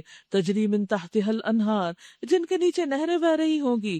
لہم فیہا ما یشاؤون، ان کے لیے اس میں وہ سب کچھ ہوگا جو وہ چاہیں گے، جو ان کی تمنا ہوگی، جو ان کی خواہش ہوگی. دنیا کو جنت بنانے والے کبھی کامیاب نہیں ہو سکے، وہ سب کچھ نہیں لا سکے جو وہ چاہتے تھے. اگر وہ بوقت ضرورت ان کو مل بھی گیا تو موت سے نہیں بچ سکے. کذالک یجزی اللہ المتقین، یہ جزا دیتا ہے اللہ متقیوں کو. الذین تتوفاہم الملائکۃ طیبین، ان متقیوں کو جن کی روحیں پاکیزگی کی حالت میں جب ملائکہ قبض کرتے ہیں تو کہتے ہیں سلام ہو تم پر، السلام علیکم، جاؤ جنت میں اپنے اعمال کے بدلے. یہ ہے اصل خوش نصیبی، یہ ہے اصل خوش قسمتی. دعا کیجیے اس وقت اپنے لیے کہ اللہ جب ہماری موت آئے تو فرشتہ آ کر سلام کرے اور خوشخبری لے کر آئے، کیونکہ موت تو آنی ہی آنی ہے. الذین تتوفاہم الملائکۃ طیبین، وہ اس حال میں آتے ہیں ان کی جان نکالنے کہ وہ پاک صاف ہوتے ہیں. پاک صاف، اس سے صفائی کی کتنی زیادہ اہمیت پتہ چلتی کہ انسان گندا نہ رہے، نہ جسم اس کا گندا ہو، نہ لباس اس کا گندا ہو، نہ خیالات گندے ہو، اور نہ ہی اس کی زبان گندی ہو. اور رات کو بھی سوئے تو صاف ستھرا سوئے کہ اگر سوتے سوتے میں جان نکل گئی تو فرشتے آ کر سلام کرے. پہلے فرشتہ جب سلام کرتا ہے تو اس کا مطلب ہے تم سلامت رہو، سلامتی میں ہو، اور پھر خوشخبری دیتا ہے کہ فکر نہیں کرو، وقتی تکلیف ہے، اس کے بعد جنت ہے تمہارے لیے، جنت کی کھڑکیاں کھول دی جائیں گی تمہارے لیے. تو اس لیے مسواک کا اہتمام، روزے کی حالت میں بھی مسواک کا اہتمام ضرور کریں. کوشش کریں ہر نماز سے پہلے وضو جب کریں تو ایک دفعہ مسواک ضرور کریں. کتنے لوگوں کو لکڑی کا مسواک استعمال کرنا آتا ہے؟ سب کو آتا ہے الحمدللہ. جس کو نہیں آتا وہ ضرور سیکھ لے. اور اس کے فائدے کیا ہے؟ اس پر ایک پیمفلٹ بھی ہے، اس کو اگر پڑھ لیں تو انشاءاللہ اور زیادہ شرح صدر ہو جائے گا. بلکہ دوسروں کو بھی سنت پر عمل کرنے کی تلقین کریں، کیونکہ جب خاص طور پر آپ رات کو قرآن پڑھتے ہیں تو فرشتہ آپ کے منہ کے پاس ہوتا ہے، اور اگر آپ کے منہ سے اسمیل آتی ہے تو وہ دور چلا جاتا ہے. پھر اس آیت کو دیکھیے، الذین تتوفاہم الملائکۃ طیبین، جن کو فرشتے اس حال میں قبض کرتے ہیں کہ وہ پاک صاف ہوتے ہیں.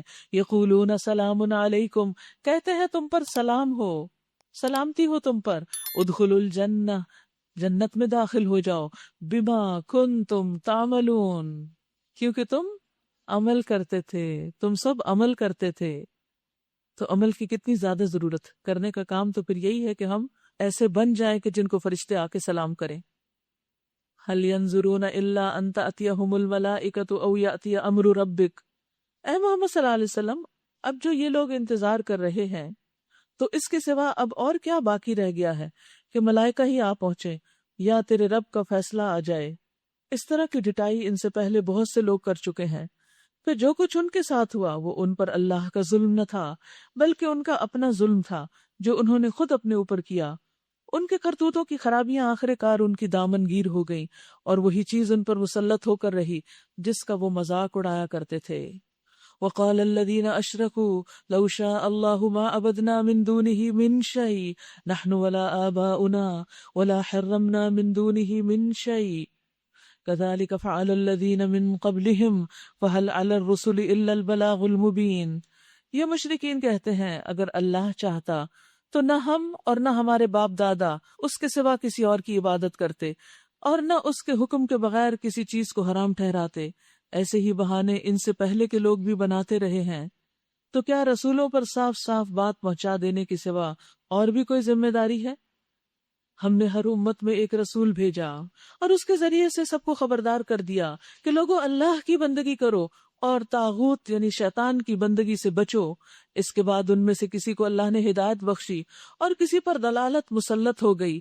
پھر ذرا زمین میں چل پھر کر دیکھ لو کہ جھٹلانے والوں کا انجام کیا ہو چکا ہے.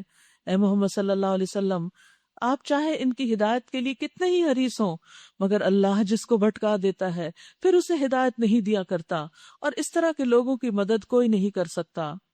یہ لوگ اللہ کے نام سے کڑی کڑی قسمیں کھا کر کہتے ہیں کہ اللہ کسی مرنے والے کو پھر سے زندہ کر کے نہ اٹھائے گا، یعنی آخرت کے تو ایسے انکاری ہیں. ایسا کفر اٹھائے گا کیوں نہیں؟ یہ ان تمام لوگوں کی بات کا جواب دیا جا رہا ہے جو آخرت کو نہیں مانتے یا اس کے حساب کتاب کو نہیں مانتے. اٹھائے گا کیوں نہیں؟ یہ تو ایک وعدہ ہے جسے پورا کرنا اس نے اپنے اوپر واجب کر دیا ہے، مگر اکثر لوگ جانتے نہیں، اور ایسا ہونا اس لیے ضروری ہے کہ اللہ ان کے سامنے اس حقیقت کو کھول دے جس کے بارے میں یہ اختلاف کر رہے ہیں، اور منکرین حق کو معلوم ہو جائے کہ وہ جھوٹے تھے. یعنی اللہ سبحانہ وتعالیٰ ان کے جھوٹ کو ان پر کھولنا چاہتا ہے. رہا اس کا امکان تو ہمیں کسی چیز کو وجود میں لانے کے لیے اس سے زیادہ کچھ نہیں کرنا ہوتا کہ ہم اسے حکم دیں کہ ہو جا اور بس وہ ہو جاتی. یعنی قیامت بھی بس کن کہیں گے اللہ تعالیٰ اور وہ ہو جائے گی. اسرافیل علیہ السلام کو حکم دیں گے اور اسی وقت سور پھونکیں گے اور سب قیامت برپا ہو جائے گی. اور جب سے وہ پیدا ہوئے ان کا کام کیا؟ وہ سور لے کے کھڑے، صرف توجہ کی حالت میں، بگل ان کے منہ میں ہے. یعنی یہ بھی نہیں کہ باہر رکھا ہوا ہے کہ اچھا جس وقت حکم آئے گا تو اٹھا کے منہ میں ڈال کے، پھر آلریڈی تیار بیٹھے ہیں کہ کس وقت اللہ کا حکم جاری کر دیا جائے. والذین ہاجروا فی اللہ من بعد ما ظلموا لنبوئنہم فی الدنیا حسنا. جو لوگ ظلم سہنے کے بعد اللہ کی خاطر ہجرت کر گئے ان کو ہم دنیا میں ہی اچھا ٹھکانہ دیں گے. پیچھے بات ہوئی تھی نا کہ ہجرت کا حکم آ گیا تھا، تب ہجرت کے فائدے بتائے جا رہے ہیں. اور آخرت کا اجر تو بہت بڑا ہے، کاش وہ جان لیں وہ مظلوم جنہوں نے صبر کیا اور جو اپنے رب کے بھروسے پر کام کر رہے ہیں کہ کیسا اچھا انجام ان کا منتظر ہے. یعنی انہیں اندازہ ہو جائے اور دیکھ لیں کہ کیسا اچھا انجام ان کا منتظر ہے. اے محمد صلی اللہ علیہ وسلم، ہم نے آپ سے پہلے بھی جب کبھی رسول بھیجے ہیں آدمی ہی بھیجے ہیں جن کی طرف ہم اپنے پیغامات وحی کیا کرتے ہیں. اہل ذکر سے پوچھ لو اگر تم لوگ خود نہیں جانتے. پچھلے رسولوں کو بھی ہم نے روشن نشانیاں اور کتابیں دے کر بھیجا تھا، اور اب یہ ذکر تم پر نازل کیا ہے تاکہ تم لوگوں کے سامنے اس کی تعلیم اور تشریح اور توضیح کرتے جاؤ جو ان کے لیے اتاری گئی ہے. وَأَنزَلْنَا إِلَيْكَ الذِّكْرَ لِتُبَيِّنَ لِلنَّاسِ مَا نُزِّلَ إِلَيْهِمْ وَلَعَلَّهُمْ يَتَفَكَّرُونَ، اور تاکہ وہ لوگ خود بھی غور و فکر کریں۔ اللہ سبحانہ وتعالیٰ نے قرآن مجید کس پہ اتارا؟ نبی صلی اللہ علیہ وسلم پر، اور نبی صلی اللہ علیہ وسلم کو حکم دیا کہ وہ اس کو آگے لوگوں کو مختلف طریقوں سے واضح کریں، اس پر عمل کرنے کے طریقے بتائیں، بول کر بھی اور پریکٹیکلی بھی۔ مثلاً قرآن مجید میں وضو کا ذکر آتا ہے، لیکن کر کے کس نے دکھایا؟ عملی طور پر نبی صلی اللہ علیہ وسلم۔ نماز کا ذکر آتا ہے کئی بار، لیکن عملی طور پر کیسے کھڑے ہونا ہے، کیسے رکوع کرنا ہے، کیسے سجدے میں جانا ہے، سلام کیسے پھرنا، یہ سب ڈیٹیلز قرآن میں نہیں ہے۔ اسی طرح حج کے بارے میں آپ نے فرمایا خذوا عنی مناسککم، زکوٰۃ کی ڈیٹیلز، کتنے % زکوٰۃ دینی ہے وغیرہ وغیرہ، یہ سب کچھ قرآن میں نہیں ہے، یہ سب آپ نے ہمیں حدیث کے ذریعے بتایا ہے۔ اس لیے قرآن کے علاوہ حدیث پر ایمان لانا بھی ضروری ہے۔ اور حدیث ہے کیا؟ دراصل قرآن ہی کی تو تفسیر ہے، اور اگر آپ اس کو اس طرح لیں گے تو آپ کے لیے پڑھنا اور بھی دلچسپ ہو جائے گا۔ جب میں ایک زمانے میں بخاری پڑھا رہی تھی تو اس وقت میں ہر حدیث کے پڑھاتے ہوئے یہ سوچتی تھی کہ کبھی اللہ مجھے زندگی دے، موقع دے تو میں ان احادیث کو قرآن کی آیات کے ساتھ فٹ کر دوں کہ کون سی حدیث کس آیت کی تفسیر ہے، کیونکہ قرآن اللہ کی وحی ہے، اور نبی صلی اللہ علیہ وسلم نے اس وحی پر عمل کر کے چلتا پھرتا قرآن پن کے دکھایا تھا۔ تو جو کچھ حدیث کے اندر وہ دراصل اللہ ہی کی طرف سے آیا ہے اور اسی کی عملی تعبیر ہے، تشریح ہے۔ سعید بن جبیر کہتے ہیں کہ انہوں نے نبی صلی اللہ علیہ وسلم کے حوالے سے کسی کو کوئی حدیث بتائی تو ایک شخص بولا اللہ کی کتاب میں اس کے برعکس حکم موجود ہے۔ تو سعید بن جبیر نے کہا میں تمہارے سامنے نبی صلی اللہ علیہ وسلم کے حوالے سے حدیث بیان کر رہا ہوں اور تم اس کے مقابلے میں اللہ کی کتاب پیش کر رہے ہو۔ اللہ کے رسول اللہ کی کتاب کے بارے میں تم سے زیادہ علم رکھتے تھے، ان کو زیادہ پتا تھا کہ قرآن میں کیا لکھا ہے۔ پھر اسی طرح یہ ہے کہ نبی صلی اللہ علیہ وسلم نے فرمایا اگر تمہارا کوئی دنیاوی معاملہ ہو تو تم خود اس کے بارے میں زیادہ جانتے ہو، ہاں اگر دین کا معاملہ ہو تو میری طرف لایا کرو۔ تو بدعات ہوتی بھی دین کے معاملے میں ہے، دنیاوی معاملات میں بدعت نہیں ہوتی۔ أَفَأَمِنَ الَّذِينَ مَكَرُوا السَّيِّئَاتِ أَن يَخْسِفَ اللَّهُ بِهِمُ الْأَرْضَ أَوْ يَأْتِيَهُمُ الْعَذَابُ مِنْ حَيْثُ لَا يَشْعُرُونَ۔ پھر کیا وہ لوگ جو دعوت پیغمبر کی مخالفت میں بدتر سے بدتر چالیں چل رہے ہیں اس بات سے بالکل ہی بے خوف ہو گئے ہیں کہ اللہ ان کو زمین میں دھنسا دے یا ایسے گوشے سے ان پر عذاب لے آئے جدھر سے اس کے آنے کا ان کو وہم و گمان تک نہ ہو، وَهُمْ لَا يَشْعُرُونَ۔ تو کبھی بھی انسان کو اللہ کے عذاب سے بے خوف نہیں ہونا چاہیے۔ اور یہ بری چالیں کون سی تھی؟ نبی صلی اللہ علیہ وسلم کو قتل کرنے کی، اسلام کو نقصان دینے کی۔ اور اسی طرح اللہ تعالیٰ نے جو احکامات ہمارے لیے بھیجے جب ہم اس پر عمل نہیں کرتے تو بھی مسلسل نافرمانی سے ڈرنا چاہیے، کیونکہ اللہ تعالیٰ کسی وقت بھی انسان کو پکڑ سکتا ہے۔ رسول اللہ صلی اللہ علیہ وسلم نے فرمایا اس امت کے لوگوں پر زمین میں دھنسانے، شکلیں مسخ ہونے اور آسمان سے پتھروں کی بارش برسنے کا عذاب آئے گا، یعنی مسلمانوں پر۔ مسلمانوں میں سے کسی آدمی نے عرض کیا یا رسول اللہ صلی اللہ علیہ وسلم یہ کب ہوگا؟ آپ نے فرمایا جب گانے بجانے والی عورتیں ظاہر ہوں گی، آلات موسیقی عام استعمال ہوں گے اور شرابیں پی جائیں گی، یعنی جب یہ کبیرہ گناہ عام ہو جائیں گے تو پھر اللہ سبحانہ وتعالیٰ طرح طرح کے عذاب بھیجیں گے۔ او یأخذہم فی تقلبہم فما ہم بمعجزین، یا اچانک چلتے پھرتے ان کو پکڑ لے، یا ایسی حالت میں انہیں پکڑے جبکہ انہیں خود آنے والی مصیبت کا کھٹکا لگا ہوا ہو اور وہ اس سے بچنے کی فکر میں چوکنے ہوں، یعنی مصیبت سر پہ آئی بھی اور وہ بچنا چاہ رہے ہوں لیکن بچ نہ سکیں۔ وہ جو کچھ بھی کرنا چاہے یہ لوگ اس کو عاجز نہیں کر سکتے۔ حقیقت یہ ہے کہ تمہارا رب بڑا ہی نرم خو اور رحیم ہے۔ اور کیا یہ لوگ اللہ کی پیدا کی ہوئی کسی چیز کو بھی نہیں دیکھتے کہ اس کا سایہ کس طرح اللہ کے زور سجدہ کرتے ہوئے دائیں اور بائیں گرتا ہے؟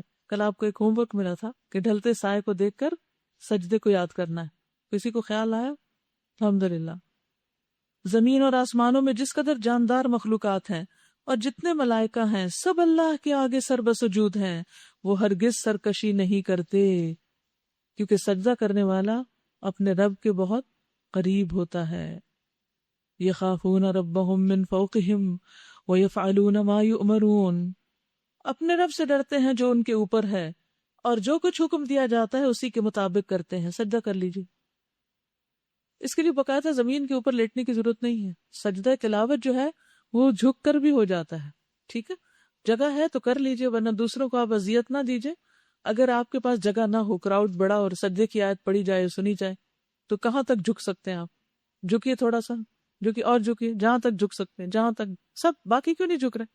کتنا اچھا لگتا ہے جو سب جھکے، اس طرح بھی جھک کے سجدہ کر سکتے. اوکے چلیے ٹھیک ہے. بہت دفعہ سجدے کی جگہ نہ ہونے کی وجہ سے اچھا کرسی پہ بیٹھے ہیں ہم، کون مصلی بچھائے اور وہاں جا کے نیچے اتر کے سجدہ کر کے پھر واپس بیٹھ کے پھر تو تلاوت کا سجدہ جو ہے اس میں رخصت ہے. ٹھیک ہے، افضل تو یہی ہے کہ پراپر سجدہ کریں، لیکن اگر جگہ نہ ہو تو اتنا بھی جھک کے کام چلایا جا سکتا ہے. سجدہ اللہ سبحانہ و تعالیٰ کے نزدیک سب سے زیادہ پسندیدہ عمل ہے. نبی صلی اللہ علیہ وسلم نے فرمایا سجدہ کرتے ہوئے بندہ اپنے رب سے سب سے زیادہ قریب ہوتا ہے. ابھی آپ قریب سے ہو کر آئیں، بس سجدوں میں کثرت کے ساتھ دعا کیا کرو. سجدہ اللہ کے نزدیک نہایت پسندیدہ ہے. مادان بن ابی طلحہ یامری سے روایت ہے کہ میں صوبان مولا رسول اللہ صلی اللہ علیہ وسلم سے ملا، عرض کیا کہ آپ مجھے ایسے عمل کی خبر دیں جس کے کرنے سے مجھے اللہ جنت میں داخل کر دے. یا میں نے کہا کہ مجھے اللہ کے نزدیک سب سے پسندیدہ عمل کے بارے میں خبر دیں. وہ خاموش رہے. پھر میں نے پوچھا، وہ خاموش رہے. تیسری بار پوچھا تو انہوں نے فرمایا میں نے رسول اللہ صلی اللہ علیہ وسلم سے اس بارے میں سوال کیا تھا تو آپ نے فرمایا تم پر اللہ کے لیے سجدوں کی کثرت لازم ہے. زیادہ سے زیادہ سجدے جمع کر لو اپنی نمازوں کے یا اللہ کے حضور کے. تم میں جب بھی کوئی سجدہ کرے تو اللہ تعالیٰ اس سجدے کی وجہ سے اس کا ایک درجہ اوپر بڑھا دیتے ہیں اور اس کے ذریعے تمہاری ایک خطا مٹا دیتے ہیں، تو گناہ بھی جڑتے ہیں اور درجے بھی بڑھتے ہیں. وقال اللہ لا تتخذوا الہین اثنین، اور اللہ تعالیٰ فرماتا ہے کہ دو الہ نہ بناؤ، الہ تو بس ایک ہی ہے، لہٰذا تم مجھے سے ڈرو. ابھی دنیا میں ایسے لوگ ہیں زراسٹرینز جن کا عقیدہ کیا ہے کہ دو خدا ہے، ایک نیکی کا اور ایک بدی کا. اسی کا ہے وہ سب کچھ جو آسمانوں میں ہے اور جو زمین میں ہے، اور خالصتاً اسی کا دین ساری کائنات میں چل رہا ہے. پھر کیا اللہ کو چھوڑ کر تم کسی اور سے ڈرو گے، کسی اور کا تقویٰ کرو گے؟ وَمَا بِكُم مِّن نِّعْمَةٍ فَمِنَ اللَّهِ، انڈر لائن کیجئے، وَمَا بِكُم مِّن نِّعْمَةٍ فَمِنَ اللَّهِ ثُمَّ إِذَا مَسَّكُمُ الضُّرُّ فَإِلَيْهِ تَجْأَرُونَ. تم کو جو نعمت بھی حاصل ہے، اب گنے اپنی نعمتیں، گن نہیں سکتے، اللہ ہی کی طرف سے ہے. پھر جب کوئی سخت وقت تم پر آتا ہے تو تم لوگ خود اپنی فریادیں لے کر اسی کی طرف دوڑتے ہو. یعنی توحید کی گواہی تمہارے اپنے نفس کے اندر ہے، تمہیں پتا ہے سب کچھ تمہیں اللہ ہی نے دے رکھا ہے، پھر تم دوسروں کی باتوں میں آ کر اس حقیقت کا انکار کر رہے ہو. مگر جب اللہ اس وقت کو ٹال دیتا ہے تو یکایک تم میں سے ایک گروہ اپنے رب کے ساتھ دوسروں کو اس مہربانی کے شکریہ میں شریک کرنے لگتا ہے، یعنی اللہ کو بھول کر کسی دیوی دیوتا کا نذرانہ دینے لگتا ہے تاکہ اللہ کے احسان کی ناشکری کرے. اچھا مزے کر لو، ان قریب تمہیں معلوم ہو جائے گا. یہ لوگ جن کی حقیقت سے واقف نہیں، ان کے حصے ہمارے دیے ہوئے رزق میں سے مقرر کرتے ہیں، یعنی بتوں کے نام پر. ان کی نظر نیاز اور بھینٹ کے لیے اپنی آمدنی اور اپنی زمینوں میں سے ایک حصہ مقرر کر کے نکالتے ہیں. اللہ کی قسم ضرور تم سے پوچھا جائے گا کہ یہ جھوٹ تم نے کیسے گھڑ لیے تھے. یہ اللہ کے لیے بیٹیاں تجویز کرتے ہیں، سبحان اللہ، اور ان کے لیے وہ جو یہ خود چاہیں. جب ان میں سے کسی کو بیٹی کے پیدا ہونے کی خوشخبری دی جاتی ہے تو اس کے چہرے پر کلونس چھا جاتی ہے اور وہ بس خون کا سا گھونٹ پی کر رہ جاتا ہے. لوگوں سے چھپتا پھرتا ہے کہ اس بری خبر کے بعد کیا منہ دکھائے. سوچتا ہے ذلت کے ساتھ بیٹی کو لیے رہے یا مٹی میں دبا دے. دیکھو کیسے برے فیصلے ہیں جو یہ اللہ کے بارے میں کرتے ہیں. بری صفات سے متصف کیے جانے کے لائق تو وہ لوگ ہیں جو آخرت کا یقین نہیں رکھتے. رہا اللہ تو اس کے لیے سب سے برتر صفات ہیں، وہی تو سب پر غالب اور حکمت میں کامل ہے. تو اس سے کیا پتہ چلتا ہے کہ بیٹیاں اللہ سبحانہ تعالیٰ ہی کی دین ہوتی ہیں، ان کو برا نہیں سمجھنا چاہیے. نبی صلی اللہ علیہ وسلم نے فرمایا لا تکرہوا البنات، بیٹیوں کو ناپسند نہ کرو کیونکہ وہ دل بہلانے والی اور اہمیت کی حامل ہوتی ہیں، یعنی وہ مانوس کرنے والی ہوتی ہیں، کیئرنگ ہوتی ہیں، ماں باپ کا خیال رکھتی ہیں. اب دیکھیے کہ مرد اور عورت کی نیچر میں کیا فرق ہے. دونوں میں سے کیئرنگ کون ہوتا ہے زیادہ؟ عورت، کیونکہ اس نے ماں بننا ہوتا ہے. اور ایک انسان کے بچے کو سب سے زیادہ کیئر کی ضرورت ہوتی تھی، ان بلٹ ہے اس کے اندر کہ وہ بائی نیچر کیئرنگ ہوتی ہے، یعنی کسی بھی معاملے میں. اور مرد عام طور پر اس طرح نہیں ہوتے. بہت سی لڑکیاں یہ غلطی کرتی ہیں کہ اپنے شوہروں سے یہ توقع رکھتی ہیں کہ جیسے وہ خود خیال رکھتی ہیں بچوں کا، وہ بھی ان کا ایسے ہی خیال رکھیں، جو کہ ان کے مزاج میں نہیں ہوتا. الا ماشاء اللہ، ایکسیپشنل کیس ایکسیپشنل ہوتے ہیں. تو ایسی صورت میں کرنا کیا چاہیے کہ اللہ کی دی ہوئی اس نعمت کو بھی، بیٹی بھی اگر بیٹا نعمت ہے تو بیٹی بھی نعمت ہے، اس کا شکر ادا کرنا چاہیے، ان کو برا نہیں سمجھنا چاہیے، اور جو بیٹیوں کی اچھی تربیت کرے اس کے لیے جہنم سے آڑ ثابت ہوں گی، اس حدیث پر یقین رکھتے ہوئے، اچھے اجر کی توقع رکھتے ہوئے بیٹیوں پر دل کھول کے خرچ کرنا چاہیے. کیونکہ بعض لوگ واقعی بڑے سنگ دل ہوتے ہیں، وہ کیا کہتے ہیں، یہ تو پرائی امانت ہے، بچپن سے ہی تانے دینے شروع ہو جاتے ہیں، پرائی امانت پرائی امانت. بٹ کیا مطلب، اس گھر پہ کچھ بھی حق نہیں، تمہیں تو جانا ہے یہاں سے، اور تمہیں تو آگے جانا ہے آگے جانا ہے. یعنی جب آئے گا وقت جانے کا تو چلے جائیں گے، لیکن اس سے پہلے ہی ڈراتے رہتے ہیں کہ جانا ہے تمہیں. تو ایک لحاظ سے اچھا بھی ہوتا ہے، لیکن دوسری طرف سے یہ ہے کہ بعض اوقات یہ چیز بچیوں کے اندر ایک خوف بھی پیدا کر دیتی ہے، اور شادی سے ایک نفرت بھی پیدا کر دیتی، یا ایک انسیکیورٹی پیدا کر دیتی ہے، اور یہ احساس کہ والدین کو ہماری ضرورت نہیں، بس یہ تو انتظار میں ہے کہ کس وقت آگے بھیج دیں. تو اہل عرب بیٹیوں کے معاملے میں بڑا ظلم و ستم روا رکھتے تھے. اسلام نے ہمیں صحیح معاملہ کرنا سکھایا کہ ان کو حقیر مال نہ سمجھو، ان کی ناقدری نہ کرو، وہ تمہارے لیے اجر کمانے کا ذریعہ ہے. حدیث میں آتا ہے جس کی 3 بیٹیاں ہوں، ان کو وہ اچھی طرح پالے پوسے، اچھی تعلیم و تربیت دے تو وہ اس کے جنت میں لے جانے کا ذریعہ ہے. لیکن عام طور پہ جب بیٹی پیدا ہوتی ہے تو کیا کرتے ہیں، ہائے بیچاری پھر بیٹی ہوگی. خود اپنے ماں باپ بھی اور بہن بھائی بھی، اور سارے دل میں ایک ہوک ان کے اٹھتی ہے، اللہ بیٹا ہو جاتا تو کتنا اچھا تھا. حالانکہ وَلَيْسَ الذَّكَرُ كَالْأُنثىٰ، بیٹا بیٹی کی طرح نہیں ہوتا، بیٹی کا اپنا مقام ہے. اللہ نے ان سے جو کام لینا ہے وہ انہی سے لینا ہے، اور انسانوں کی تخلیق اور تربیت اور پرورش کا کام ان کے ذمہ کوئی معمولی کام ہے. یعنی مرد تو فیکٹریوں میں کام کرتے ہیں، اور عورت کی فیکٹری اس کے ساتھ لگی ہوئی ہے جس میں انسان بنتے ہیں. انسان زیادہ قیمتی ہے یا باقی چیزیں؟ تو بیٹی ہونے کو، عورت ہونے کو کبھی بھی حقیر نہ سمجھے. اور معاشرے نے جو کانفیڈنس ختم کر دیا لڑکیوں کا، یا پھر ان کو ریبیلیس کر دیا، یہ دونوں رویے غلط ہیں. اللہ نے ہمیں جو پیدا کیا اس کو خوشی سے قبول کرنا ہے، اور جو ہمیں دے اس کو بھی خوشی سے قبول کرنا ہے. تو یہ دور جاہلیت کا رواج تھا. تو آج مسلمان ہو کے تو ہمیں دور جاہلیت کی رسموں پر نہیں چلنا نا.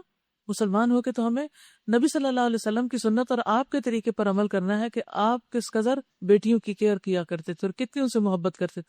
حضرت فاطمہ رضی اللہ تعالیٰ عنہا کے ساتھ کیا معاملہ کرتے تھے، جب وہ آتی تھی تو اڑ جاتے تھے، ان کے لیے اپنی جگہ چھوڑ دیتے تھے، ان کے ماتھے پر بوسہ دیتے تھے، ان کے بچوں سے پیار کرتے تھے. اور جب دنیا سے آپ رخصت ہونے والے تھے تو اس وقت انہوں نے ان کے کان میں خوشخبری دی تھی کہ تم سب سے پہلے مجھ سے آ کر ملو گے. اور وہ بھی ان سے بہت زیادہ محبت کرتی تھی. تو اگر باپ اور بیٹی کا تعلق دیکھنا ہو تو حضرت فاطمہ رضی اللہ تعالیٰ عنہا کا اور حضور صلی اللہ علیہ وسلم کا باہم ریلیشن شپ دیکھے کہ اچھے باپ کیسے ہوتے ہیں اور اچھی بیٹیاں کیسی ہوتی ہیں. جی اب تو خیر رمضان ہے، مگر پچھلے دنوں بہت گرمی ہوتی تھی. خیر پچھلے دنوں کی بات نہیں، ابو کرتا ہی ایسا ہے کہ جب بھی میں گھر جاؤں تو مجھے خود پانی پلا کے دیتے تھے فریج سے نکال کے، اور کھانا خود دیتے تھے. اور اتنی مطلب کہ کہتے تھے کہ جلدی سے اسکارف اتارو، برقع اتارو اور پنکھے کے نیچے بیٹھو. بہت کیئر کرتے. ماشاء اللہ. یہ اسلام سکھاتا ہے، نہ ہندوازم سکھاتا ہے، نہ عیسائیت سکھاتی ہے، نہ کوئی اور دین سکھاتا ہے. یہ اسلام ہے جس نے بیٹی کو یہ مقام دیا ہے. تو اپنے مقام کے احترام کو پہچانے. اور اہل عرب ایک طرف بیٹیوں کو زندہ درگور کرتے، دوسری طرف اللہ کے لیے بیٹیاں تجویز کرتے. وَلِلَّهِ الْمَثَلُ الْأَعْلَىٰ، اللہ ہی کے لیے ہے بلند مثال. یعنی اللہ کی ہر صفت مخلوق کے مقابلے میں اعلیٰ ہے. علم، قدرت، جود و عطا، رزاقیت، خالقیت، جو بھی اس کے اچھے اچھے نام اور صفات ہیں وہ سب سے بہترین ہے اس کے لیے. وَهُوَ الْعَزِيزُ الْحَكِيمُ، اور وہ زبردست ہے، حکمت والا ہے. اگر کہیں اللہ لوگوں کو ان کی زیادتی پر فوراً ہی پکڑ لیا کرتا تو روئے زمین پر کسی جان کو زندہ نہ چھوڑتا، لیکن وہ سب کو ایک وقت مقرر تک مہلت دیتا ہے. پھر جب وہ وقت آ جاتا ہے تو اس سے کوئی ایک گھڑی بھی آگے پیچھے نہیں ہو سکتا. آج یہ لوگ وہ چیزیں اللہ کے لیے تجویز کر رہے ہیں جو خود اپنے لیے انہیں ناپسند ہے. نہیں، بیٹیوں کو خود اپنے لیے پسند نہیں کرتے لیکن اللہ کی بیٹیاں قرار دیتے ہیں. اور جھوٹ کہتی ہیں ان کی زبانیں کہ ان کے لیے بھلا ہی بھلا ہے. ان کے لیے تو ایک ہی چیز ہے اور وہ ہے دوزخ کی آگ، ضرور یہ سب سے پہلے اس میں پہنچائے جائیں گے.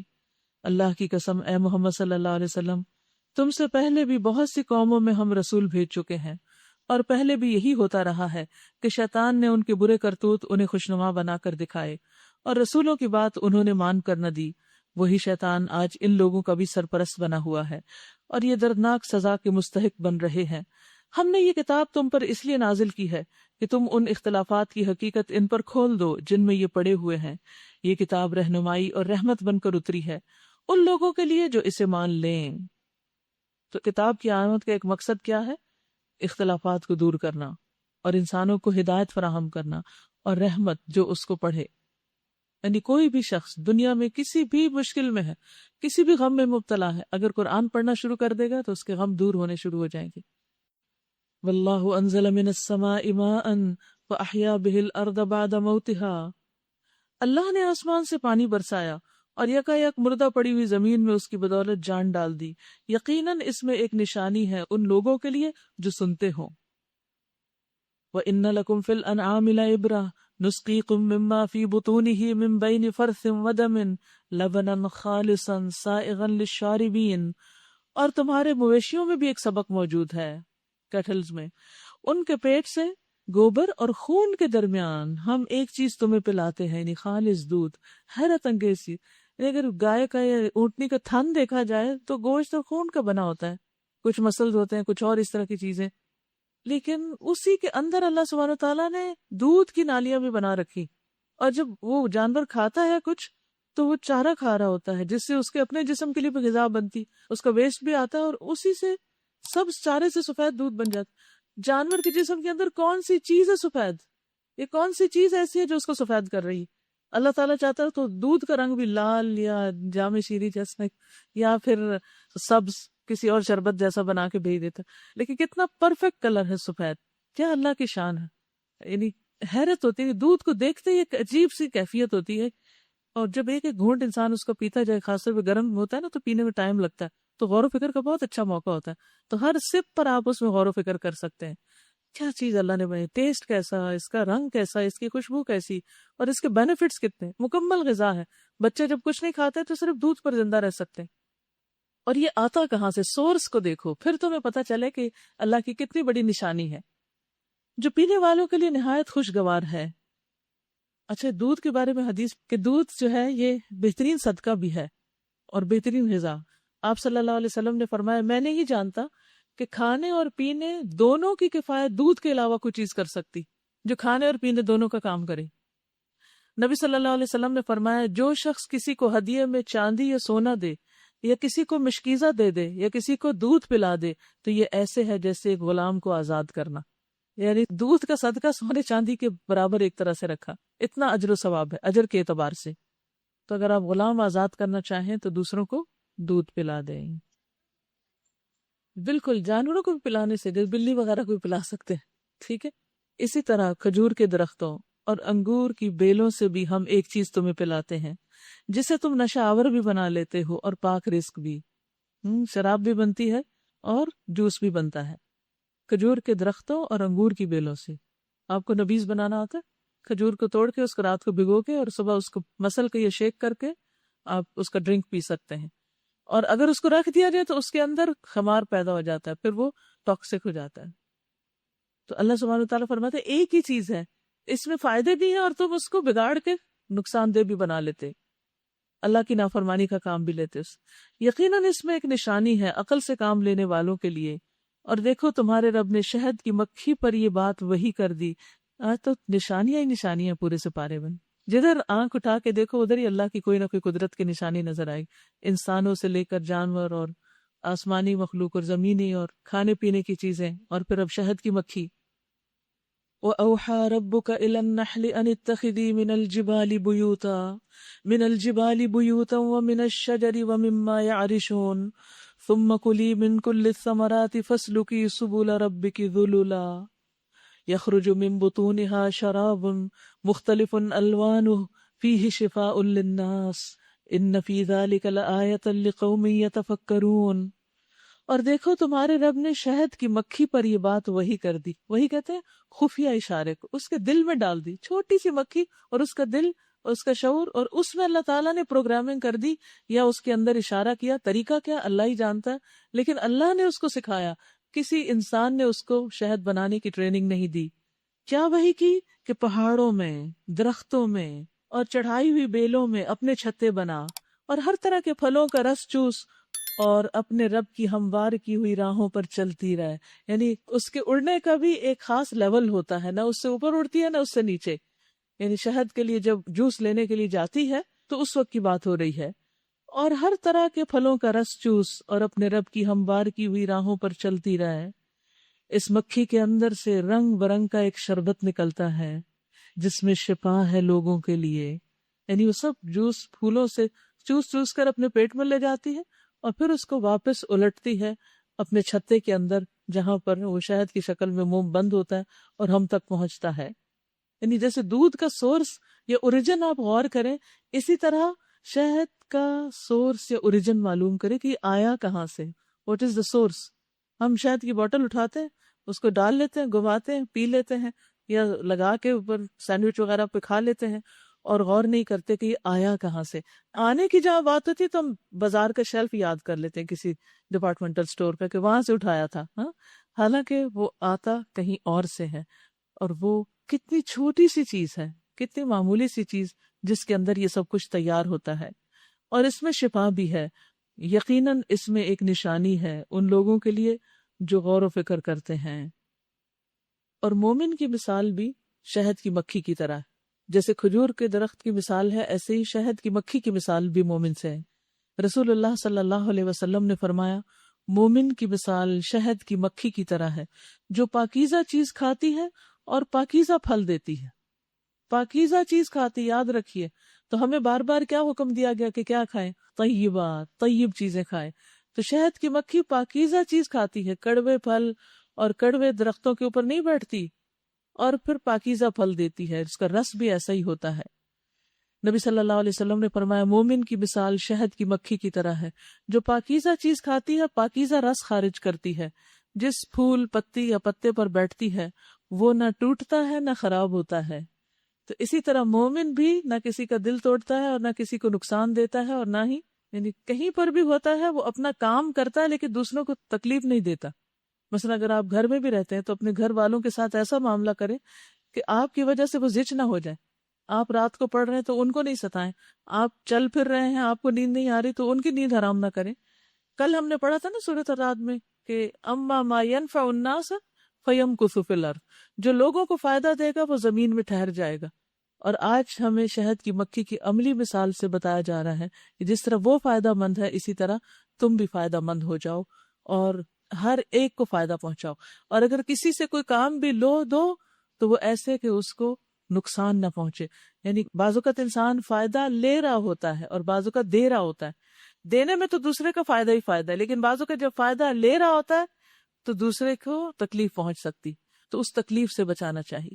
یعنی کسی سے کوئی بھی کام لیتے ہوئے، ویسے کسی سے کوئی چیز پکڑتے ہوئے لیتے، بعض لوگوں کی عادت کیا تھی، بہت پیار سے آرام سے چیز لیتے، اور بعض اوقات لوگ چھین کے ایسے ہی بس جھٹکے دے دے کے یا پکڑاتے ہیں تو ایسے پھینک کے پکڑا دیتے ہیں جو جا کے چاہے کسی کے سر پہ لگے۔ تو ایسی چیزوں سے پرہیز کرنا چاہیے۔ یہ چھوٹے چھوٹے مینرز، ایٹیکیٹ، آداب، اخلاق ہمارے دین نے ہمیں سکھائے ہیں۔ نوک والی چیز کو سامنے رکھ کے کسی کو دینے کی بھی اجازت نہیں ہے، یعنی اگر چھری وغیرہ دینی ہوئی، چاقو یا کینچی، تو الٹے طرف سے دے، نوک دوسرے کو نہ لگ جائے کہیں۔ اسلحہ اٹھا کے پھرنے گھومنے کی ممانعت ہے کہ کہیں اچانک چلنا پڑے اور دوسرے کی جان نہ جائے۔ اور پھر شہد میں شفا بھی ہے اور اس کی گواہی خود قرآن دے رہا ہے، ٹھیک ہے؟ تو اس پر یقین کرتے ہوئے اپنی زندگی میں شہد کو شامل کر لیں۔ تھوڑی مقدار سوٹ کرتی ہے تو تھوڑی کر لیں، زیادہ کرتی ہے تو زیادہ کر لیں، لیکن بہرحال اس میں شفا ہے۔ حدیث میں آتا ہے شفا 3 چیزوں میں ہے، شہد پینے میں، پچنے لگوانے میں، اور آگ سے داغ دینے میں، اور میں اپنی امت کو داغنے سے منع کرتا ہوں۔ یعنی بعض علاج ایسے ہوتے ہیں کہ جیسے وہ کینڈل ہوتی ہے نا، تو کینڈل اوپر سے اس کا جو شعلہ ہوتا ہے اس کے اوپر ہاتھوں کے مختلف پوائنٹس کو رکھ کے تھوڑی تھوڑی ہیٹ دیتے ہیں، جلاتے ہیں۔ تو ایسے علاج بھی نہیں کرنے چاہیے کیونکہ جلانے اور داغنے سے منع کیا گیا۔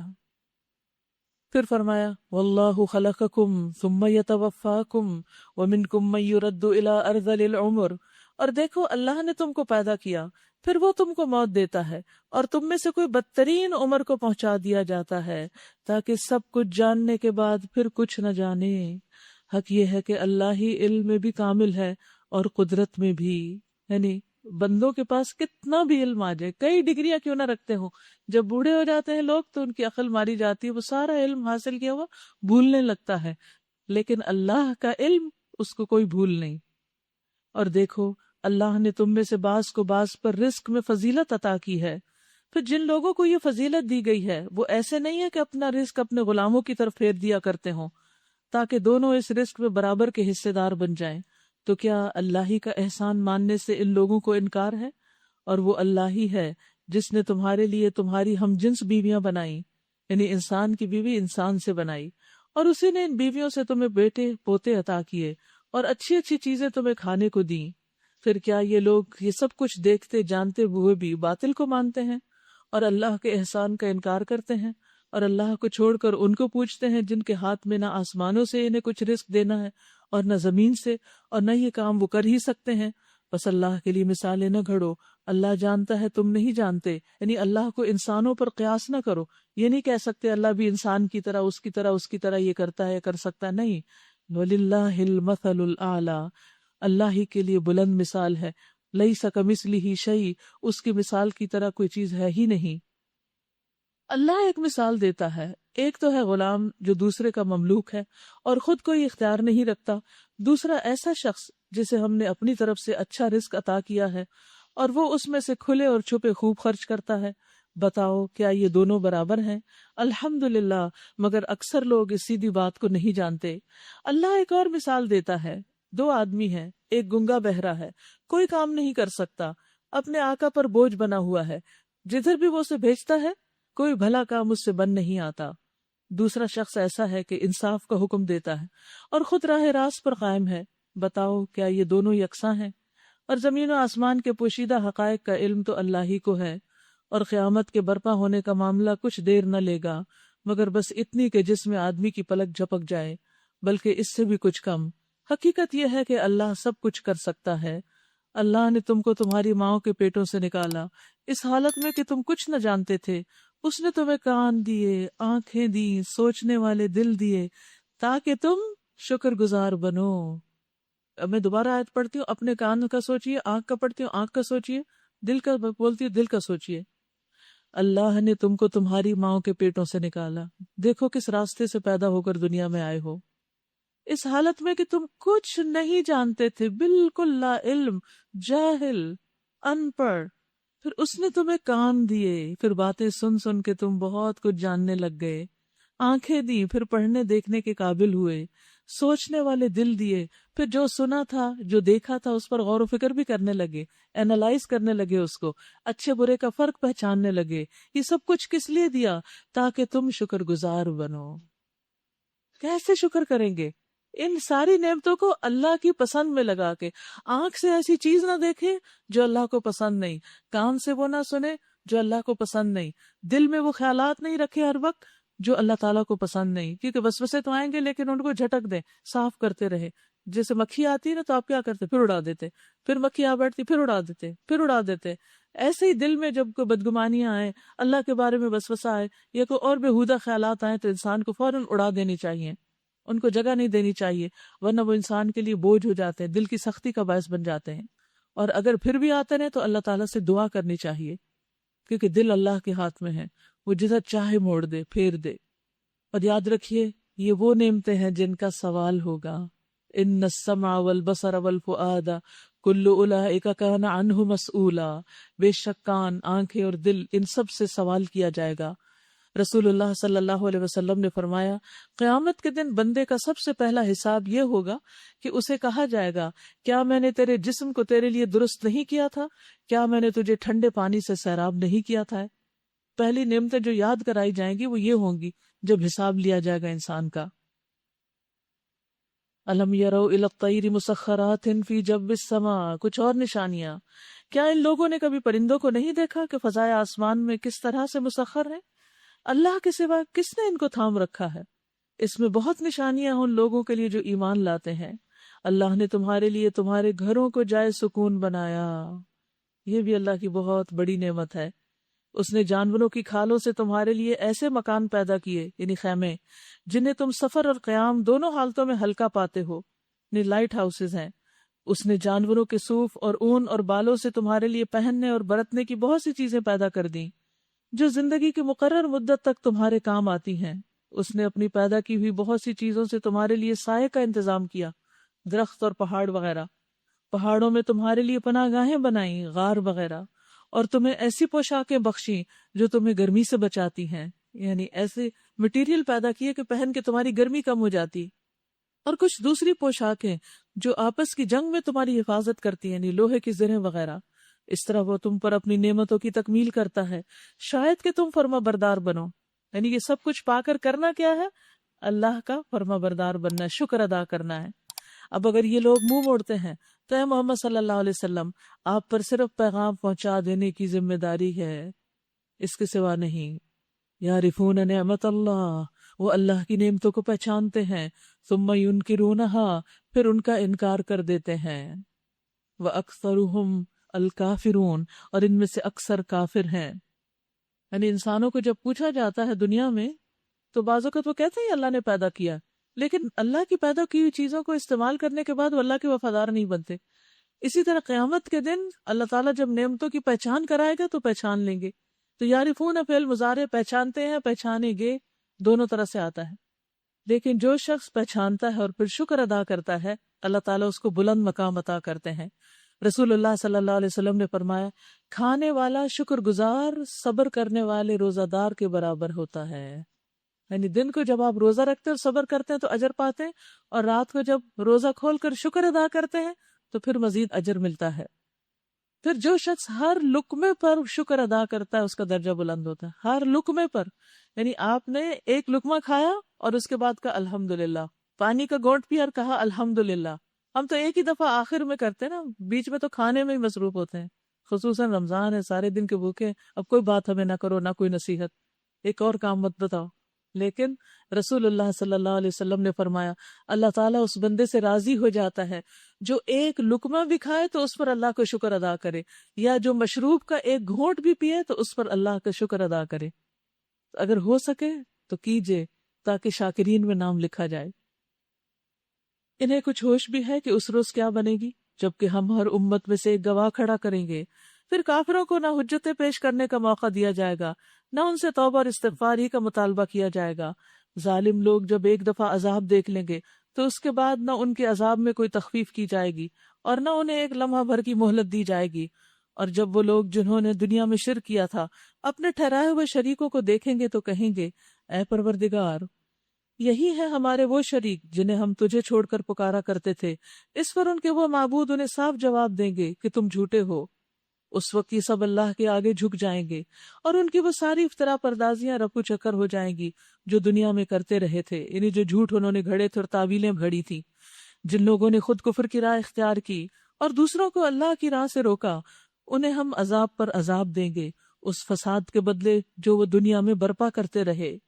اے محمد صلی اللہ علیہ وسلم، انہیں اس دن سے خبردار کر دو جبکہ ہم ہر امت میں خود اسی کے اندر سے گواہ اٹھا کھڑا کریں گے جو اس کے مقابلے میں شہادت دے گا، اور ان لوگوں کے مقابلے میں شہادت دینے کے لیے ہم آپ کو لائیں گے کہ آپ نے پیغام پہنچا دیا تھا یا نہیں. تو آپ نے تو پہنچا دیا، اب امت کا کام ہے کہ اس پیغام کو آگے لے کے بڑھے.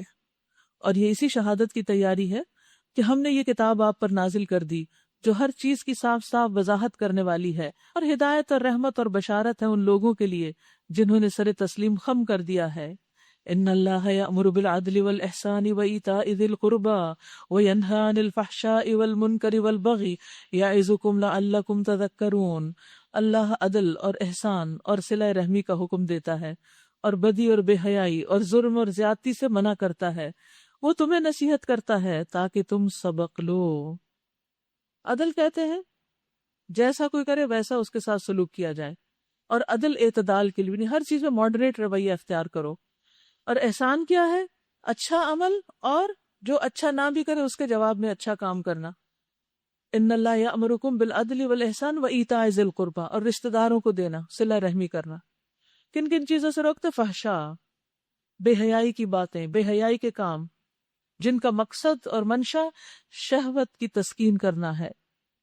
اور بعض اوقات لوگوں نے بے حیائی کا نام آرٹ رکھ دیا ہے، آرٹ کے نام پر انتہائی غلط قسم کے کام کرتے ہیں، فنون لطیفہ کے نام پر. والمنکر، اور برائی جسے تمام شریعتوں نے برا کہا. والبغی، اور زیادتی، سرکشی، یعنی اپنی حد سے باہر نکل کر دوسرے کے اوپر ظلم و زیادتی کرنا، خواہ خالق کا حق ہو یا مخلوق کا حق.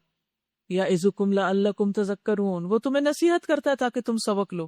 یعنی کرنے کے کام کرو اور نہ کرنے کے نہ کرو. تو کیا کرنا ہے؟ یہ 3 کام کرنے ہیں، اور جن 3 سے روکا گیا ان سے رک جانا ہے. وَأَوْفُوا بِعَهْدِ اللَّهِ، اور کیا کرنا ہے؟ اللہ کے عہد کو پورا کرو جبکہ تم نے اس سے کوئی عہد باندھا ہو، اور اپنی قسمیں پختہ کرنے کے بعد توڑ نہ ڈالو جبکہ تم اللہ کو اپنے اوپر گواہ بنا چکے ہو۔ اللہ تمہارے سب افعال سے باخبر ہے۔ تمہاری حالت اس عورت کی سی نہ ہو جائے جس نے آپ ہی محنت سے سوت کاتا، یعنی چرخا کاتا، پھر آپ ہی اسے ٹکڑے ٹکڑے کر دیا، سارا کچھ کر کے، رات لگا کے، محنت کر کے، پھر اس کے دھاگے توڑ دیے۔ تم اپنی قسموں کو آپس کے معاملات میں مکر و فریب کا ہتھیار بناتے ہو تاکہ ایک قوم دوسری قوم سے بڑھ کر فائدے حاصل کرے، حالانکہ اللہ اس عہد و پیمان کے ذریعے سے تم کو آزمائش میں ڈالتا ہے، اور وہ ضرور قیامت کے دن تمہارے اختلافات کی حقیقت تم پر کھول دے گا۔ یعنی مراد اس سے یہ ہے کہ انسان اچھا کام کرنے کے بعد اس کو ضائع نہ کرے۔ یہ ایسا ہی ہے کہ محنت کر کے سود کاٹنے کے بعد اس کو توڑ دینا اور اس سے کوئی فائدہ نہ اٹھانا، کیونکہ وہ ٹوٹے ہوئے دھاگے کسی کام کے نہیں ہوتے، بیکار ہو جاتی چیز۔ تو اسی طرح عہد کر کے کسی کے ساتھ پھر اس کو بھی توڑنا نہیں چاہیے، کیونکہ اس سے بھی پھر بہت خرابیاں لاحق ہوتی ہیں۔ اگر اللہ کی مشیت یہ ہوتی کہ تم میں کوئی اختلاف نہ ہو تو تم سب کو ایک ہی امت بنا دیتا، مگر وہ جسے چاہتا ہے گمراہی میں ڈال دیتا ہے، جسے چاہتا ہے راہ راست دکھاتا ہے، اور ضرور تم سے تمہارے اعمال کی باز پرس ہو کر رہے گی۔ اور اے مسلمانوں، تم اپنی قسموں کو آپس میں ایک دوسرے کو دھوکہ دینے کا ذریعہ نہ بنا لینا، یعنی قسم کھا کے دوسرے کو بے وقوف نہ بنانا۔ کہیں ایسا نہ ہو کہ کوئی قدم جمنے کے بعد اکھڑ جائے، یعنی کوئی شخص اسلام کی طرف آتے آتے پیچھے رہ جائے، اور تم اس جرم کی پاداش میں کہ تم نے لوگوں کو اللہ کی راہ سے روکا برا نتیجہ دیکھو اور سخت سزا بھگتو۔ اس سے پتہ چلتا ہے، اس آیت کو انڈر لائن کر لیجئے، اصول اس میں یہ کہ جب کوئی شخص کسی کو اللہ کے راستے سے روکتا ہے، چاہے زبان کے ذریعے، چاہے اپنے کسی ایکشن کے ذریعے، اپنی کسی بد اخلاقی کے ذریعے، تو اس کے روکنے کا وبال بھی روکنے والے پہ پڑتا ہے۔ اللہ کے عہد کو تھوڑے سے فائدے کے بدلے نہ بیچ ڈالو، اور جو کچھ اللہ کے پاس ہے وہ تمہارے لیے زیادہ بہتر ہے اگر تم جانو۔ جو کچھ تمہارے پاس ہے وہ خرچ ہو جانے والا ہے، اور جو کچھ اللہ کے پاس ہے وہی باقی رہنے والا ہے، اور ہم ضرور صبر سے کام لینے والوں کو ان کے اجر ان کے بہترین اعمال کے مطابق دیں گے۔ جو شخص بھی نیک عمل کرے گا، من عمل صالحا من ذکر او انثی، خواہ وہ مرد ہو یا عورت، وہو مؤمن، شرط یہ کہ مومن ہو، فلنحیینہ حیاتا طیبہ، ہم اسے دنیا کی زندگی میں ضرور پاکیزہ زندگی بسر کرائیں گے، دنیا میں بھی اچھی زندگی دیں گے اس کو۔ تو آپ دیکھیے کہ دوسری دفعہ یہ اس بارے میں آ رہا ہے کہ جو شخص اچھے کام کرے گا، اللہ تعالیٰ اس دنیا میں بھی اس کو اچھائی، بھلائی، پاکیزگی عطا کرے گا، اور آخرت میں ایسے لوگوں کو ان کے اجر ان کے بہترین اعمال کے مطابق بخشیں گے۔ فَإِذَا قَرَأْتَ الْقُرْآنَ فَاسْتَعِذْ بِاللَّهِ مِنَ الشَّيْطَانِ الرَّجِيمِ، پھر جب تم قرآن پڑھنے لگو تو شیطان رجیم سے اللہ کی پناہ مانگ لیا کرو۔ ایک اور اصول دیا گیا یہاں، یعنی قرآن پڑھنے سے پہلے اعوذ باللہ من الشیطان الرجیم پڑھنا ضروری ہے۔ اسے ان لوگوں پر تسلط حاصل نہیں ہوتا جو ایمان لاتے ہیں اور اپنے رب پر توکل کرتے ہیں، اس کا زور تو انہی لوگوں پر چلتا ہے جو اس کو اپنا دوست بناتے ہیں اور وہ اس کے بہکانے سے شرک کرتے ہیں۔ شیطان کا زور کس پہ چلتا ہے؟ جو ذکر سے منہ موڑتا ہے، جو جماعت سے پیچھے رہ جاتا ہے۔ رسول اللہ صلی اللہ علیہ وسلم نے فرمایا، جس گاؤں یا بستی میں 3 افراد ہوں، یا جس گھر میں 3 مرد ہوں مثلا، اور ان میں نماز با جماعت کا اہتمام نہ ہو تو شیطان ان پہ مسلط ہو جاتا ہے، لہٰذا تم جماعت کو لازم پکڑو۔ بھیڑیا ہمیشہ دور رہنے والی اکیلی بکری کو ہی کھاتا ہے۔ اسی طرح اور بھی کام اپنی زندگی میں آپ تلاش کر سکتے ہیں جن کی وجہ سے شیطان انسان پر مسلط ہو سکتا ہے۔ اپنا ہوم ورک لکھ لیجئے، قرآن و حدیث پڑھتے وقت غور و فکر کیجئے، اور خاص طور پر جب کوئی شرک کرتا ہے انسان اس وقت، وَإِذَا بَدَّلْنَا آیَةً مَّكَانَ آیَةٍ، جب ہم ایک آیت کی جگہ دوسری آیت نازل کرتے ہیں اور اللہ بہتر جانتا ہے کہ وہ کیا نازل کرے، تو یہ لوگ کہتے ہیں کہ تم یہ قرآن خود گھڑتے ہو۔ اصل بات یہ ہے کہ ان میں سے اکثر لوگ حقیقت سے ناواقف ہیں۔ ان سے کہیے کہ اسے تو روح القدس نے ٹھیک ٹھیک میرے رب کی طرف سے بتدریج نازل کیا ہے، تاکہ ایمان لانے والوں کے ایمان کو پختہ کرے اور فرما برداروں کو زندگی کے معاملات میں سیدھی راہ بتائے اور انہیں فلاح اور سعادت کی خوشخبری دے۔ ہمیں معلوم ہے کہ یہ لوگ تمہارے متعلق کہتے ہیں کہ اس شخص کو ایک آدمی سکھاتا پڑھاتا ہے، یعنی جبریل نہیں آتے، کسی انسان سے سیکھتے ہیں قرآن آپ، حالانکہ ان کا اشارہ جس آدمی کی طرف ہے اس کی زبان عجمی ہے، یعنی جس غلام کو اس چیز کا ملزم ٹھہراتے ہیں، اور یہ صاف عربی زبان ہے۔ حقیقت یہ ہے کہ جو لوگ اللہ کی آیات کو نہیں مانتے، اللہ کبھی ان کو صحیح بات تک پہنچنے کی توفیق نہیں دیتا۔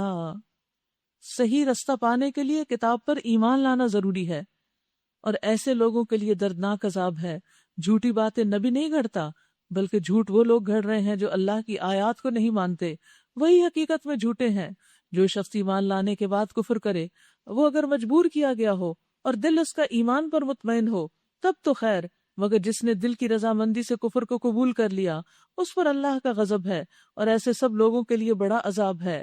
یہ اس لیے کہ انہوں نے آخرت کے مقابلے میں دنیا کی زندگی کو پسند کر لیا، اور اللہ کا قاعدہ یہ ہے کہ وہ ان لوگوں کو راہ نجات نہیں دکھاتا جو اس کی نعمت کا کفران کریں۔